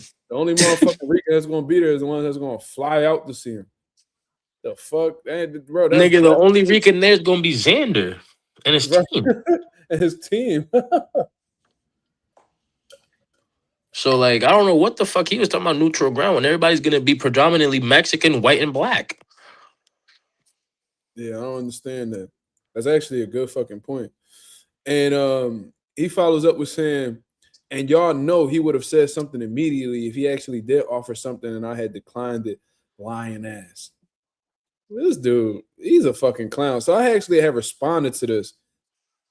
And it's basically pretty much what I've said right here on this live. I said, who the fuck are you to demand the world champ to fight on neutral grounds? Bud, Earl, even Hagler had to find, I'm sorry, I spelled that wrong. To fight in the champ's territory to get the belt. You and your team are the reason why the fight didn't happen, point blank, period. And, some people, there was some people that was actually saying shit to me, like this fucking dickhead right here. He says, bro, Zayas is not a big name to say we fighting on my backyard. I know you're not this slow. I say he's a unified champion, you fucking idiot. Vergil been through 3 weight classes and has 0 accolades. We going off of the Ring Magazine rankings. Belts mean something regardless of whatever propaganda Turkey and them are pushing. So and then somebody else by the name of Brian Rivera says, who did Xander win the belts from? I said one belt was vacant because Fundora dug Xander and vacated the strap. Facts.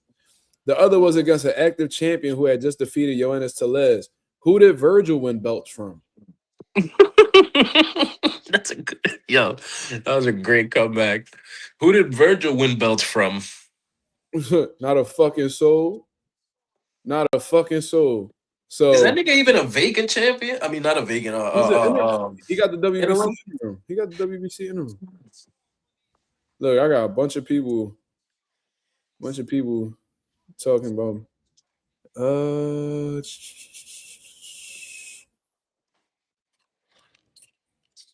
Bro, it was like so many invitations instead of being moved around.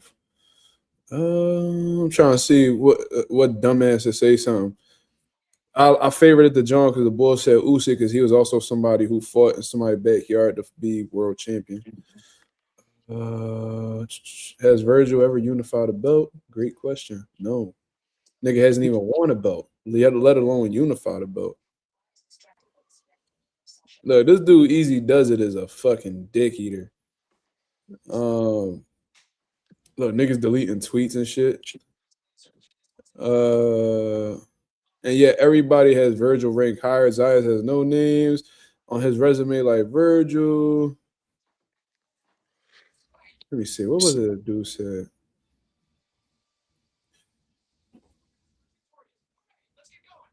Wasn't Abbas Barao undefeated or not? No, so the boy, yeah, Bas Barao was undefeated to my knowledge. Easy. No. He actually wasn't undefeated. I think he had like a controversial loss, but it don't. I mean, who gives a fuck about a record if you're a current champion? No, I was trying to make a point.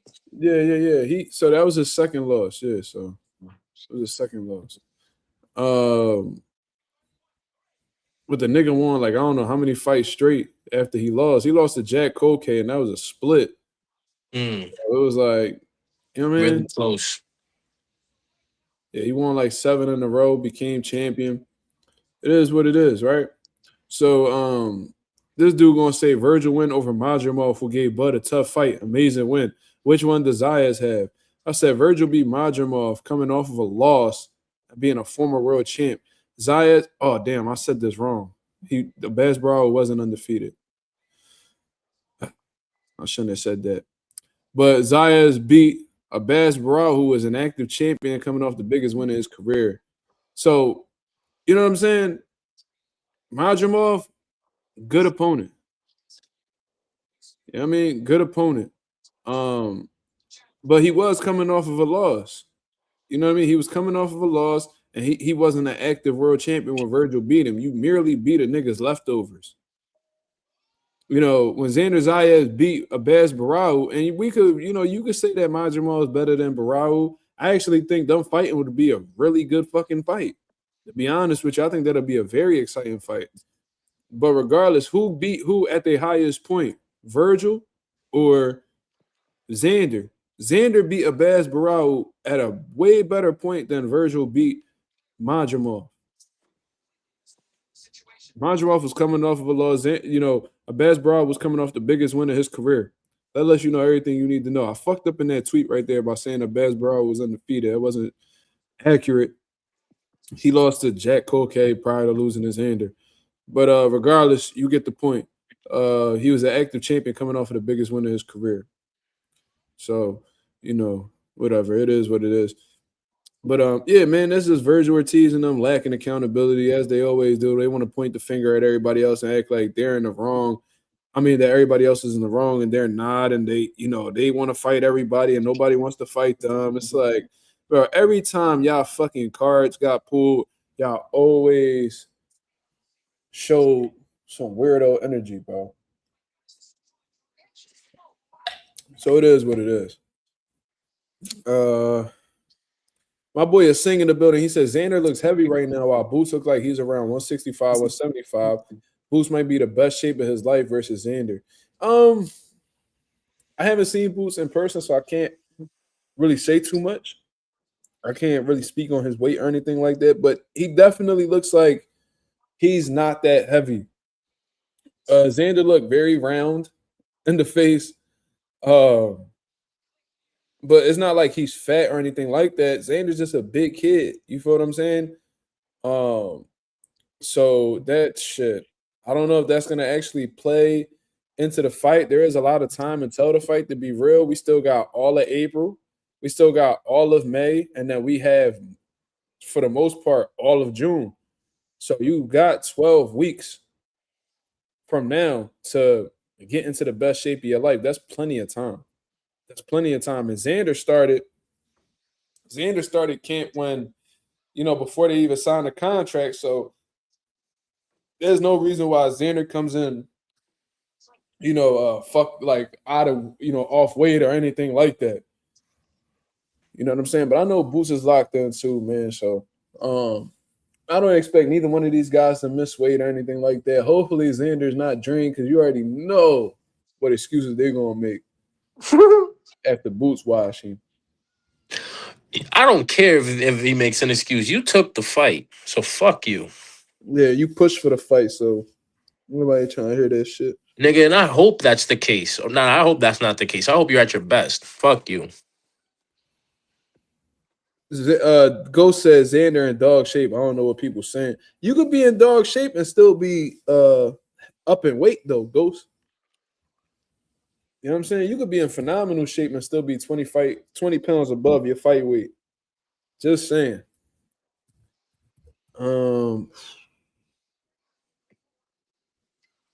But boy Trick said if Boots beats Xander, does he make the Hall of Fame in your book? It's very too. I mean, look, man, No, I'm gonna say no because number one, Xander is only like 23. He is unified, but he's still like 2-time unified champion. I mean, 2 division unified champion. My fault, not 2-time. Is it 2 times? No, not 2 times in the same division. 2-weight unified champion. That's still not a big enough of an accolade to be sat there in the Hall of Fame. But yet again, it's a popularity contest nowadays. That's what But I was fuck, going to say. but fuck the bar- popularity contest bullshit because at the end of the day, nigga, in my mind, you really gotta earn that shit. So whether you're in the Hall of Fame or not, if you really don't deserve to be there, I'm not gonna sit there and say you're a Hall of Famer. Fuck you. Well, this is the thing. Like, they set the bar so low for the Hall of Fame now that literally anybody could get in. Like, no disrespect, but I've looked at some of the people that's on, the International Boxing Hall of Fame and like even more local ones like PA Boxing Hall of Fame, New Jersey Boxing Hall of Fame. And I'm like, bro, how the fuck did these guys get into the PA Boxing Hall of Fame? Like, I don't really understand that at all. But you know what I'm saying? Would this make Boots a Hall of Famer? In my eyes, no. I think there's a little bit more work that needs to be done. Not in terms of accolades, because 2-weight unified champion is very impressive and Hall of Fame worthy. However, I think what really stamps you in the Hall of Fame more than anything is your opposition. You know what I mean?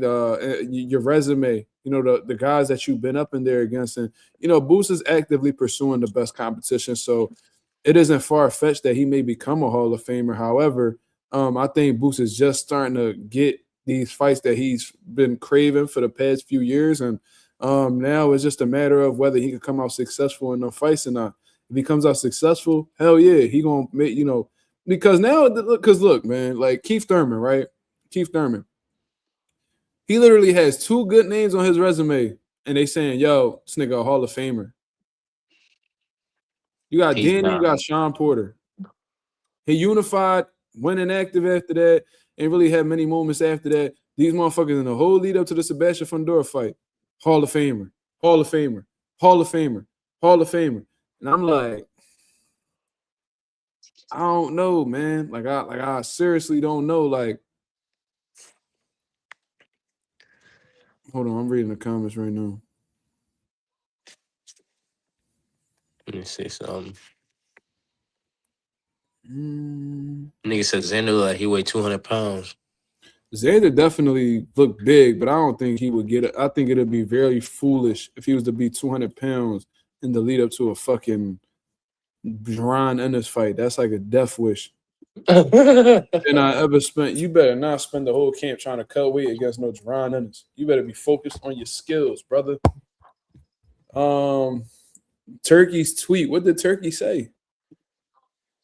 I don't be paying attention to Turkey all like that, man.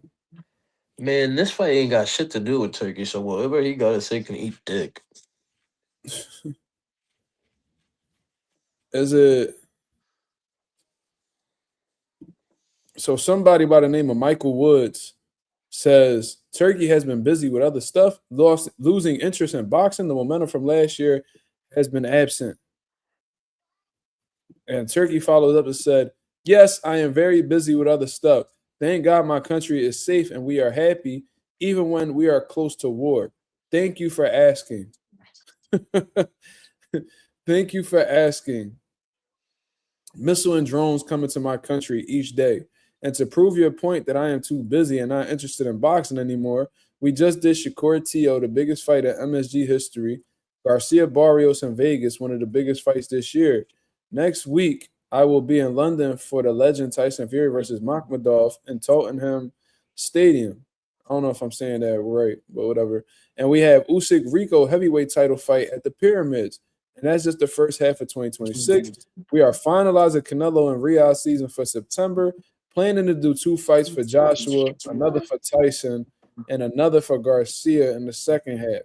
This is my schedule this year when I am busy and not interested. Imagine if I not. I don't know what the fuck he talking about, but yeah, that was his tweet. Don't really know what to make of that. You know what I mean? I guess that's letting you know that Turkey is very much interested, but there's other shit that's going on that's, you know, more important. You know what I'm saying? When you got missiles and drones flying past your fucking country, you know, you're not necessarily going to be worried about boxing. I'm pretty sure you're going to be more worried about you, your family, shit like that. You know what I'm saying? So it is what it is. Trick said, if Boots becomes undisputed at 154, I would say he's a Hall of Famer. What do you think? If he unifies at 47 and becomes undisputed at 54, that's definitely Hall of Fame worthy. I think anytime somebody becomes undisputed, that's like the ultimate accomplishment. You know what I'm saying? Josh Taylor was on his way, but he closed out horribly after that. To be honest with you, but like becoming undisputed is very, very impressive in my opinion. And for Boots to become undisputed, he's gonna have to go see Josh Kelly and Sebastian Fundora because they're the current champions that have the other belts. So if he were to dispose of both of those guys after beating Xander, now you're building up a crazy resume. You know what I'm saying? But I think that's the only thing that Boots is lacking right now. Like he has the fights, you know what I mean? He's won the world titles. Can you get the quality opponents under your resume and not only get them, but beat them in a fight? Yeah, because you can get them on your resume, but getting the win. Yeah, can you get the win? You feel what I'm saying? Because there's people who got a shit ton of names on their resume, but guess what? They ain't beat none of them. Yo, I'm going to say Sean this. Porter. Sean Porter had all these fucking dogs, but he lost to all of them for the most part. Bum ass nigga. The only nigga he beat was, and I don't even think he beat Danny, but he beat Danny and he beat Ugas. I don't think he beat Ugas. Bum ass nigga. So yeah, man, I don't know. My boy Ralph in the building. He said, I only think Boots gets 3. Fundora scary ass not gonna fight no one. That's a fact. It's a fact. And Boots will fuck Fundora up, bro. I hope they do. If Boots fights Fundora, all I ask is for you to lay him out bad. Like I don't want a TKO. I don't want a corner stop. No, I need him on his back, possibly fall out that fucking ring and hit his head. Bro, Fundora fall out the ring, that'll be the funniest. Like, how you even fall out the ring when you so much higher than the top rope? That means that nigga will have to do like a backflip out the ring. Like, if he was to fall out that ring, that shit'd be hilarious. Bro, a crazy ass hook or a nasty straight while he's leaning up against them ropes, bro, it's over. Just a straight through, boom, a straight right, boom, straight cleaning his shit. Yeah, I don't see Fundora mixing Boots anytime soon. I'm gonna keep it real. And they already putting like little hurdles to make sure that they don't even attempt to come knocking on their door. Oh, well, we're loyal to PBC. Oh, we're loyal to PBC. Oh, we're loyal to PBC. And it's like you're not even saying that. And maybe I wish they could have asked Samson this. Maybe he's okay with doing a cross promotion. Maybe he was just saying as long as PBC is involved.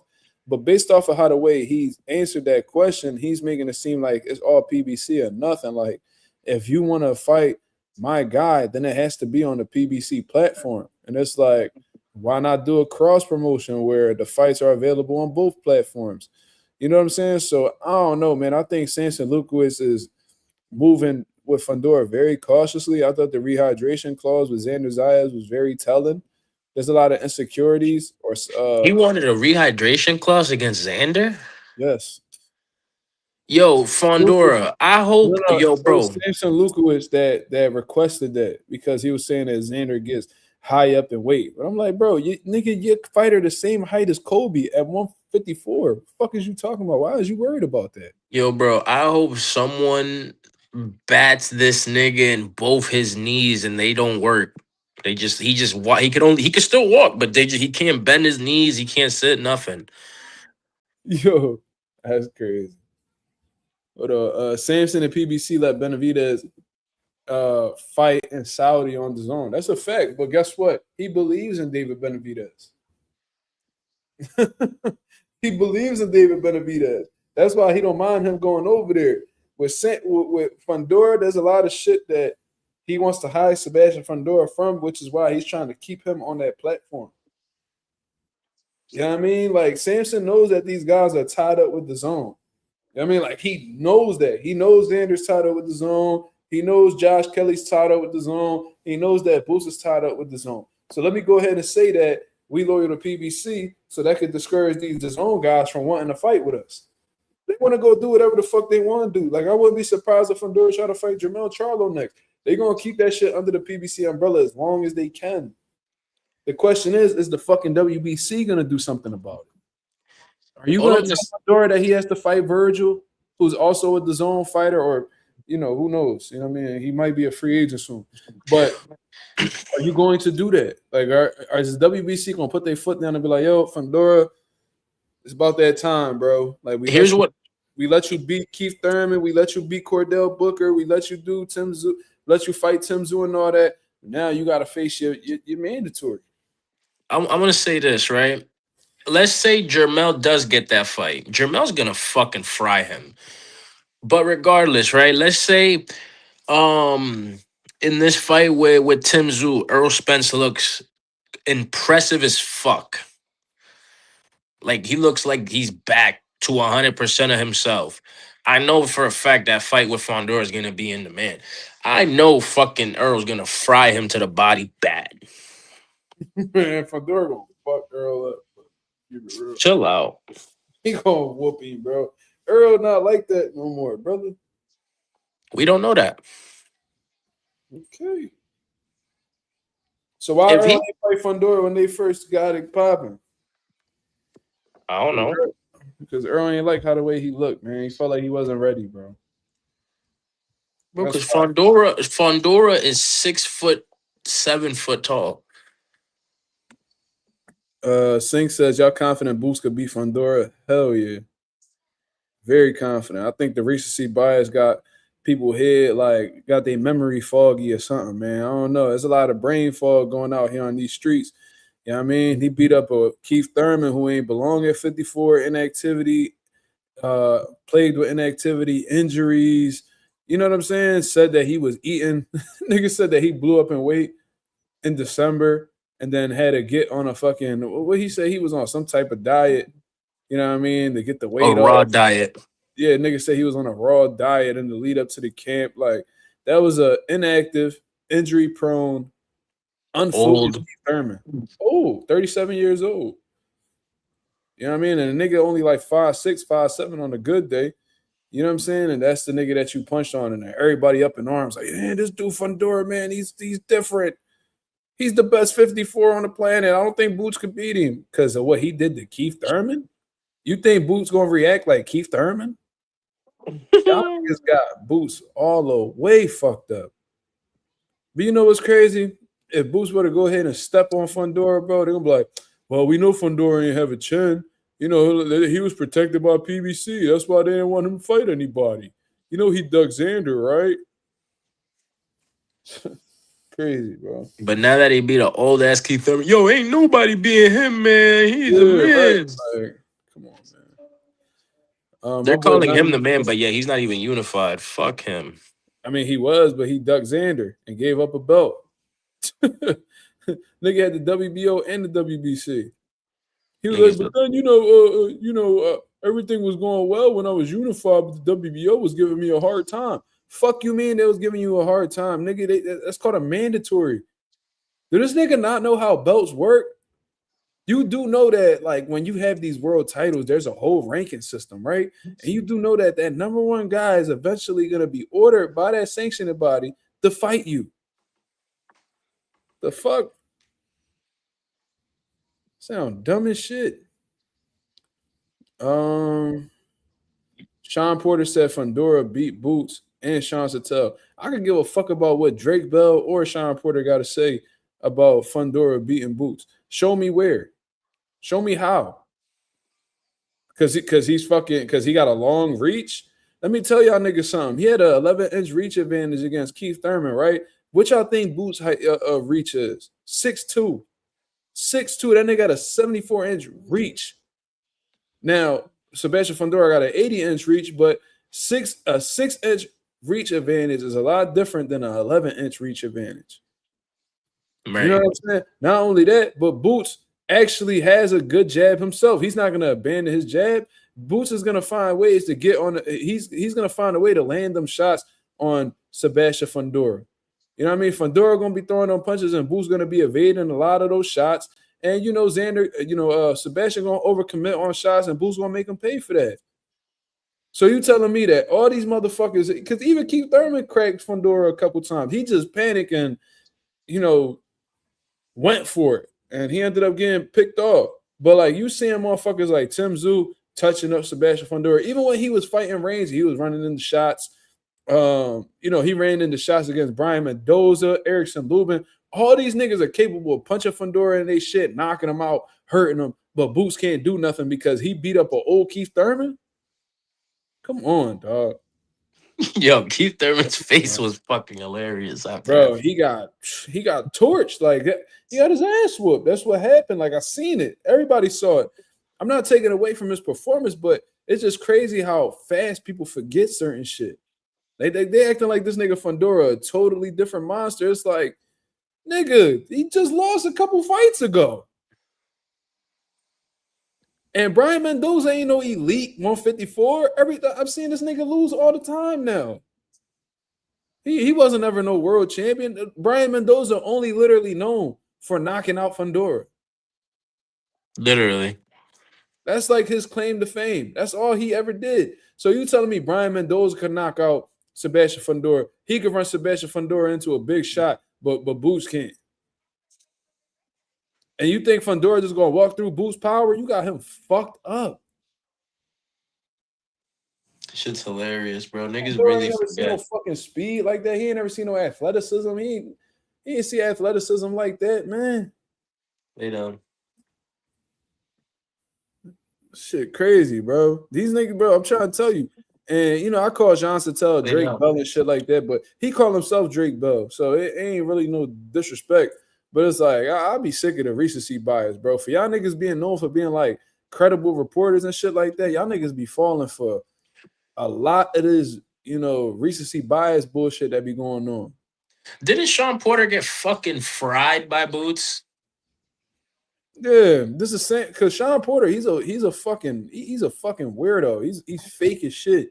So he goes ahead and he'll say shit like, "Oh, Boots is too much. He's too much. Oh, he's too much." Then he sit there on his bum ass little platform that nobody watch for real, and then he say, you know, yeah, Boots is overrated. Boots is overrated. Then you go ahead and you spar with Boots. This nigga whoop your ass in that John. Then you right back to saying, yo, Boots is special, man. Yo, Boots is special. Bro, you're a fucking weirdo, bro. You're a fucking weirdo. And all you ever known for is getting your ass whooped by niggas. That's all you known for. You won 2 world titles, but you literally, like, all of your biggest wins are heavily disputed, and you've lost all of your biggest fights. You was an elite level journeyman. You was an elite level, not journeyman. You was an elite level gatekeeper. Yeah. Every time you stepped up, you lost. I thought you lost to Danny, and I thought Ugas beat you. They got you gifts for both of them fights, in my opinion. Danny was close. So I ain't gonna say that was a gift, but I thought Ugas beat you clearly. Clear. Did he drop him all that? Ugas dropped him, and they ain't even count it. I was like, what the fuck? like Ugas got robbed so bad. I felt so bad for him, bro. Imagine if Ugas would have got Sean Porter and Manny Pacquiao on his resume. I'd have been so fucking fired, bro. But it is what it is. Shit happens. But then you know what I mean? You fought Kell Brook, you lost. You fought Keith Thurman, you lost. You fought Errol Spence, you lost. You fought Terence Crawford, you lost and got stopped. And then you quit after that. Now you just retired from boxing because you were sick of your daddy running your career. Like, that's the type nigga you is. And then you got the nerve to be calling niggas overrated. Nigga, you're overrated. You're overrated. All you ever did was get titles just for niggas to take them up off of you. Paulie the best win on Sean's resume. Fucking Paulie Malignaggi. That nigga was washed way after Sean Porter, way before Sean Porter fought him. Yeah, Sean went out to Philly and got his ass whooped. That's a fact. Nigga went to the Northeast and got stepped on by Boots. Boots running you into uppercuts and shit. Like, niggas was making fun of you, man. Niggas was clowning you at the gym. That's what I heard. Devin Alexander. That was a solid one. Solid one. Josh could have whooped Sean Porter. I don't know about that.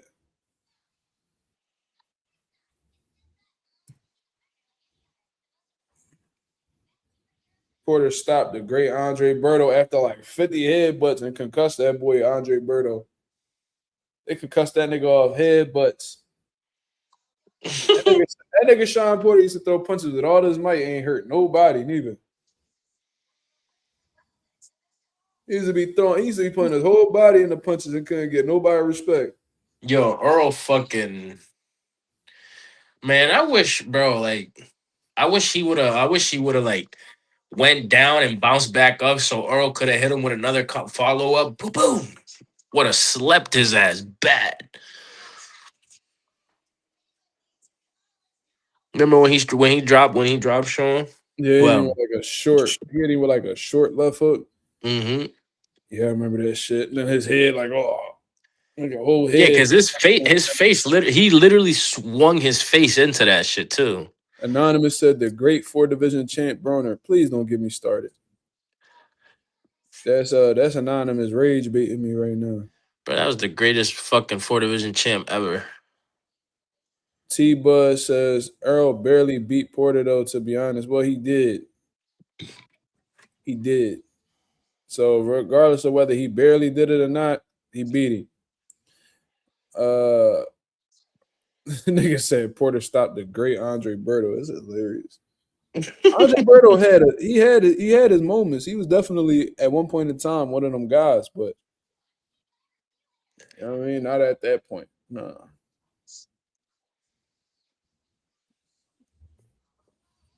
Which guy at 154 is closest to 50-50 for Boots, in your opinion? Jermel. The closest, Jermel. And even still, that's not a 50-50 fight. I don't know, man. We gotta see how Jamel come back off the inactivity, though. If this nigga come back a shell, it's gonna be a bad joint, bro. What if he come back and ice Fondora? I think Fondora gonna punch on Jamel, bro. I really do. Bro, chill out, bro. Yo, you see, that's that recency bias. It ain't, though. It ain't, though, bro. It's like... Nah, I'm trolling. This one a little bit different because of the inactivity and shit. That's what Fondora and them doing. They beating all these inactive motherfuckers that's up there in age. Yeah, but like everything cool. I hope Jamel whooping. Bro, I want to see that nigga get the fuck out of 54, bro. Nah, I want him to get stepped on before he leave. He gonna get stepped on. Bro, nah, that's what I mean. I want to see him get stepped on so he can leave. Yeah. Like, that's how I want to see him go out. Then I'm seeing his sister talking about moving down to 108 pounds. I'm like, yo, y'all niggas weirdos, bro. His Like, sister wants to move down to 108 pounds. yeah, she fight at 112. She want to move down to 108. For what? Man, For I what? hope I hope that bitch has a period for the rest of her life nonstop. Yo, what the fuck, bro? This fucking guy's crazy.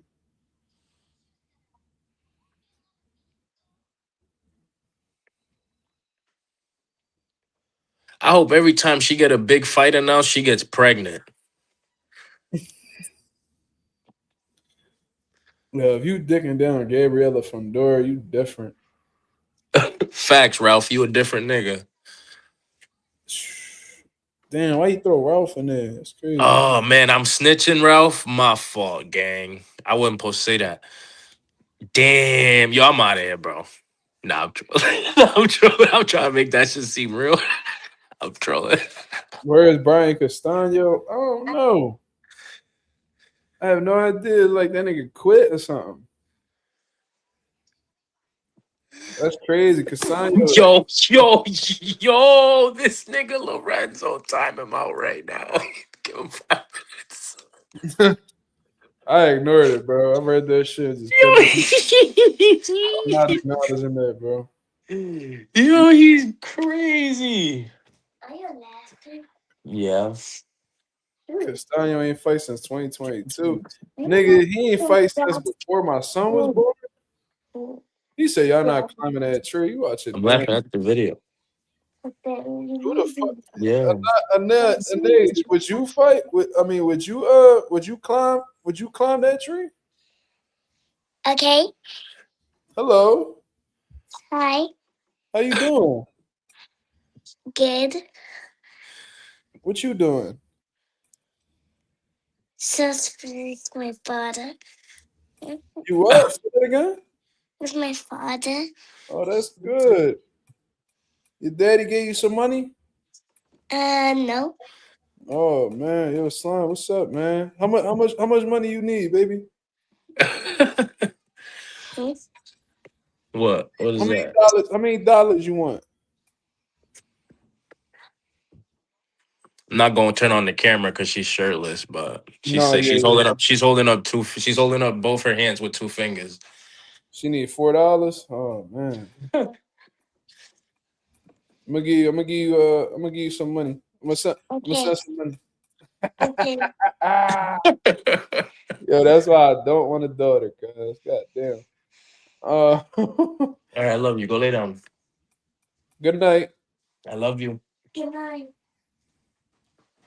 2 fingers like this, huh? Yeah, she's dead at doing that. Oh shit, look at that. That's crazy. Go lay down and stop somersaulting on the bed. Let's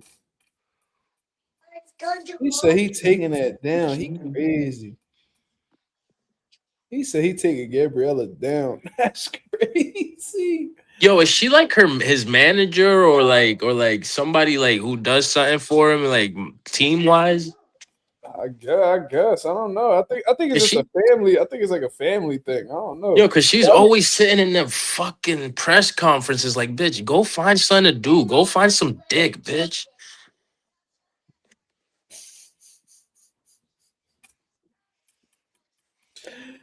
Oh man, I never heard nobody say they'd take down Gabriella Fondora though. Man, after that ass whooping, Keith better do something to like tap that so he could at least take some type of a dub.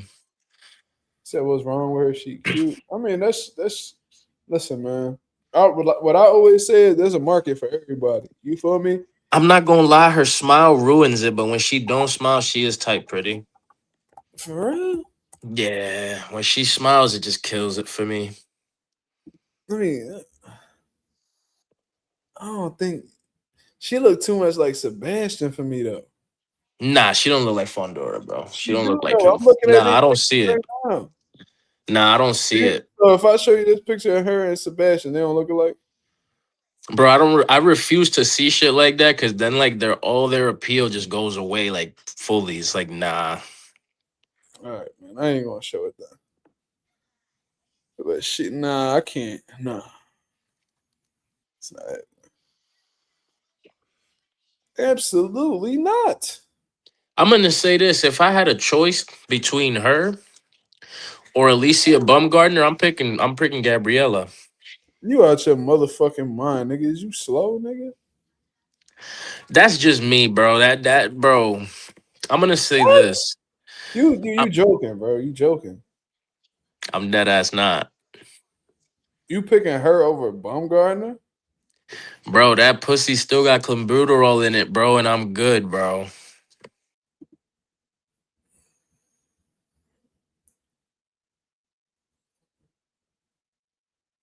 I did not say that. So don't come at me with that shit.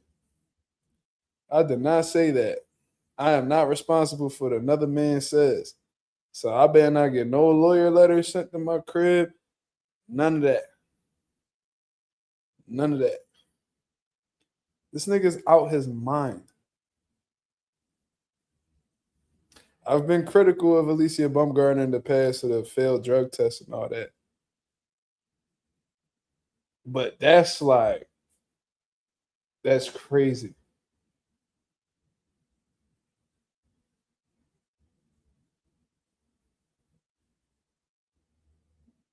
Or I'm not responsible for what another man says.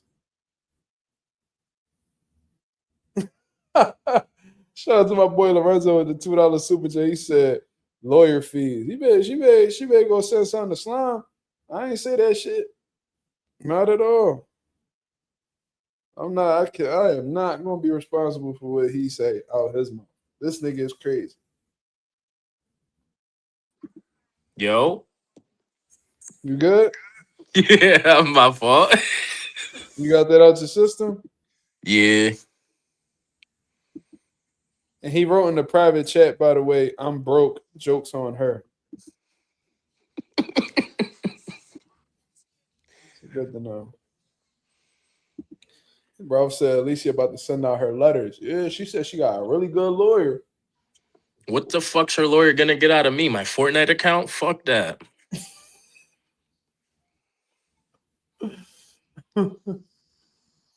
Yo. This nigga nostalgic said clenbuterol will probably be busting. That's crazy.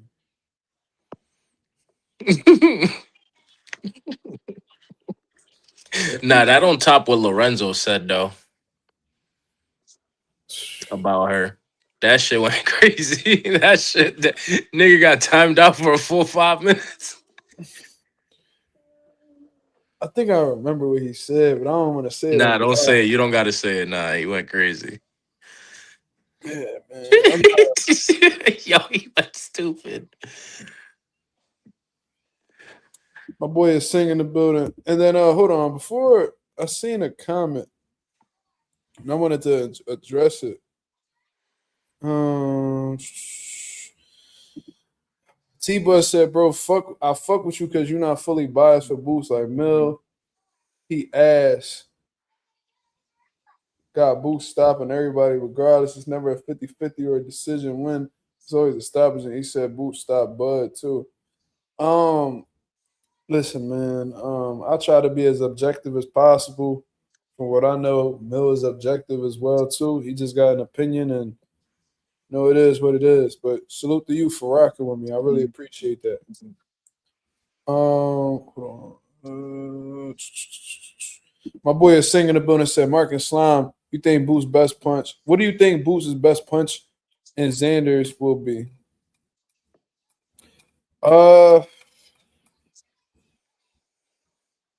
Well, it depends on what stance Boots is in. Xander get hit with a lot of right hands, bro. I'm gonna say this. I'm gonna say a hook to the body, either for either hand, doesn't matter. I think he stops to the body. I think that's really gonna play a role in that fight. You're gonna see Xander slowly but surely break down and lose his will to fight. Like you're gonna see some frustrations out of him. Might try to slam Boots, pick him up, probably try to. You know what I'm saying? You gonna hit Boots with the spine buster? On some Jesse Hart Khalil Cole shit. Straight tombstone pile driver. Oh yeah, I remember that shit. Yo, he slammed that nigga hard as shit. Funny. Hold on. I'm gonna watch this Xander Barao fight real quick. Quick little highlight, John.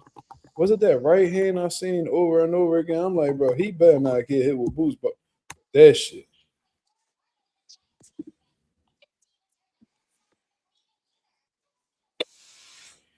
Cause I'm watching Xander fight, and he stays active with that lead hand. But I'm seeing like Xander throw that jab, but he doesn't bring it back to defense. See, that was a good right hand from Barao. But Barao was having success. A lot of people downplayed like some success that he was having in this fight, especially in the later rounds. He was getting off some shit on Xander. Obviously, Xander was outworking him. Yeah, Xander keeps that right hand up, pretty good. But that shot for that right hand is there. Every time Barao was, coming off of that double jab to shoot that right hand, it looks like he had some success with it. But whenever Barao was looking for the left hook, Xander caught it a lot. So there's definitely some holes that Boots can exploit with his right hand for sure. This was a slept-on fight. This was a good fight, actually. Yeah, Barao landing right hands, landing right hands, landing right hand, another right hand.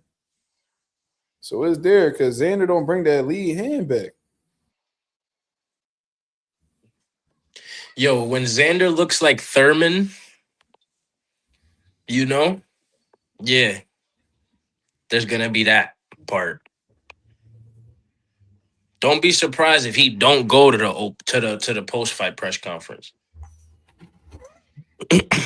Nah, Xander, you got to show up to the post-fight press conference, bro. Man, he's gonna fucking break the Puerto Rican flag in half. He's gonna snap the stick. Man, fuck. He's gonna be tight as shit. I'm from Florida. Yo.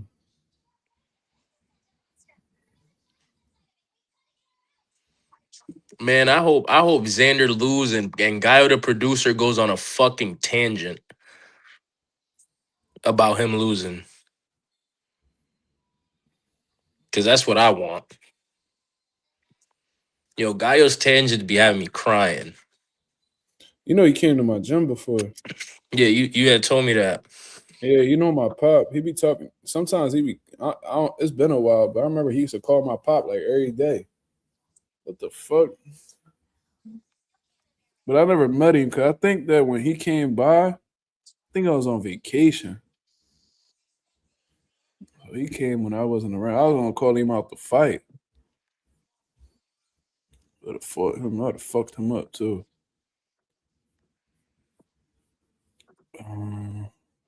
Xander doesn't have great head movement. Yeah, I feel like his combination punching would be keeping people from, firing. It's almost like his offense be his defense a lot too. I see him slip shots sometimes, but nah, he's pretty textbook. Like, he likes to have his hands up. He casts shots on the gloves, but for some reason he has a bad habit of keeping that lead hand real low. And I'm gonna tell you something. Boost is that fucking 1-2 that Boost got is very, very fast, man. Very fast. He blinds you real well with that jab. That right hand come right over the top. If you don't see that shit, he putting your lights out, bro. Bad. Hold on. Jay says, do y'all think Xander is going to be on his toes the whole fight? I can see that happening for a few rounds until Boost slowing him down. Yeah, I feel like that's Xander's best approach to that fight. I feel like there's no other way to approach it. Because think about it this way. You think he's going to sit? Because, mind you, there was people that were just saying that he don't have the best, head movement and shit like that. So you think he's going to stand directly in front of Boots and allow him to get shots off?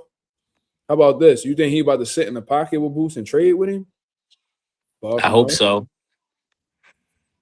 Actually, I don't hope so. I hope that fight lasts as long as possible, man. Seriously, like so like you got to look at the different approaches, and you tell me which one going to benefit him more. You know what I mean? It's going to be him being mobile. He wants to be a mobile target. The more mobile he is, the less likely that Boots will get to him. But I think Boots is going to get to him regardless. I think this fight right here is going to destroy that narrative that he can't deal with mobile boxers, which I always found to be very strange because when Karen was on, Karen actually had more success when he stepped the Boots, right? But when he was mobile, like when he was on his toes, he lost every round. So does Boots really have a problem with guys who move? Yeah, you think my phone got that much memory so I could record that whole fight? What you mean? Like, when you like hit record, you think that shit's gonna like cut off at like a certain point? Like, oh, memory's full or woo woo or nah? Yeah, for sure. That's not gonna record that. Damn. So I gotta start like if that shit starts getting shaky, like once I see that start getting shaky, that's when I'm gonna start recording. Oh wait, what you mean? Like live in person? Yeah. What I would do is just record them in 3-minute increments. Oh, word. Yeah. I don't have to sit there and You could post them because that's not fight footage technically. You know what I mean? Like you could post your inside the arena POV and you won't get no copyright strikes or nothing like that. oh word. Yeah, like you could look at people recording their fights from the arena and the fights never get taken down because that's not like anybody's, intellectual property or anything like that. So you could. What? I'm posting that shit on TikTok. T-Bud says, I got Boots stopping Xander though. He don't have enough firepower to keep him off, and it's just levels. I agree, brother. But as the fight gets closer, I'm gonna be doing the keys to victory and all. I can't wait to show y'all this segment that I'm working on. I was supposed to do it for previous fights, but I wasn't able to, really get it off. But we're gonna get this shit popping for sure. But this is how we gonna end the live. Yo, Slime, you got any last words for the people? Wilder in 8. Wilder in 8. All right. Wilder in 8. Rooting for Wilder. Chisora might win. Who knows? But yeah. Okay. Shout out to the nation and the mob. I appreciate you guys for coming out and spending time with me and Slime as we talk about what's currently going on in the boxing world.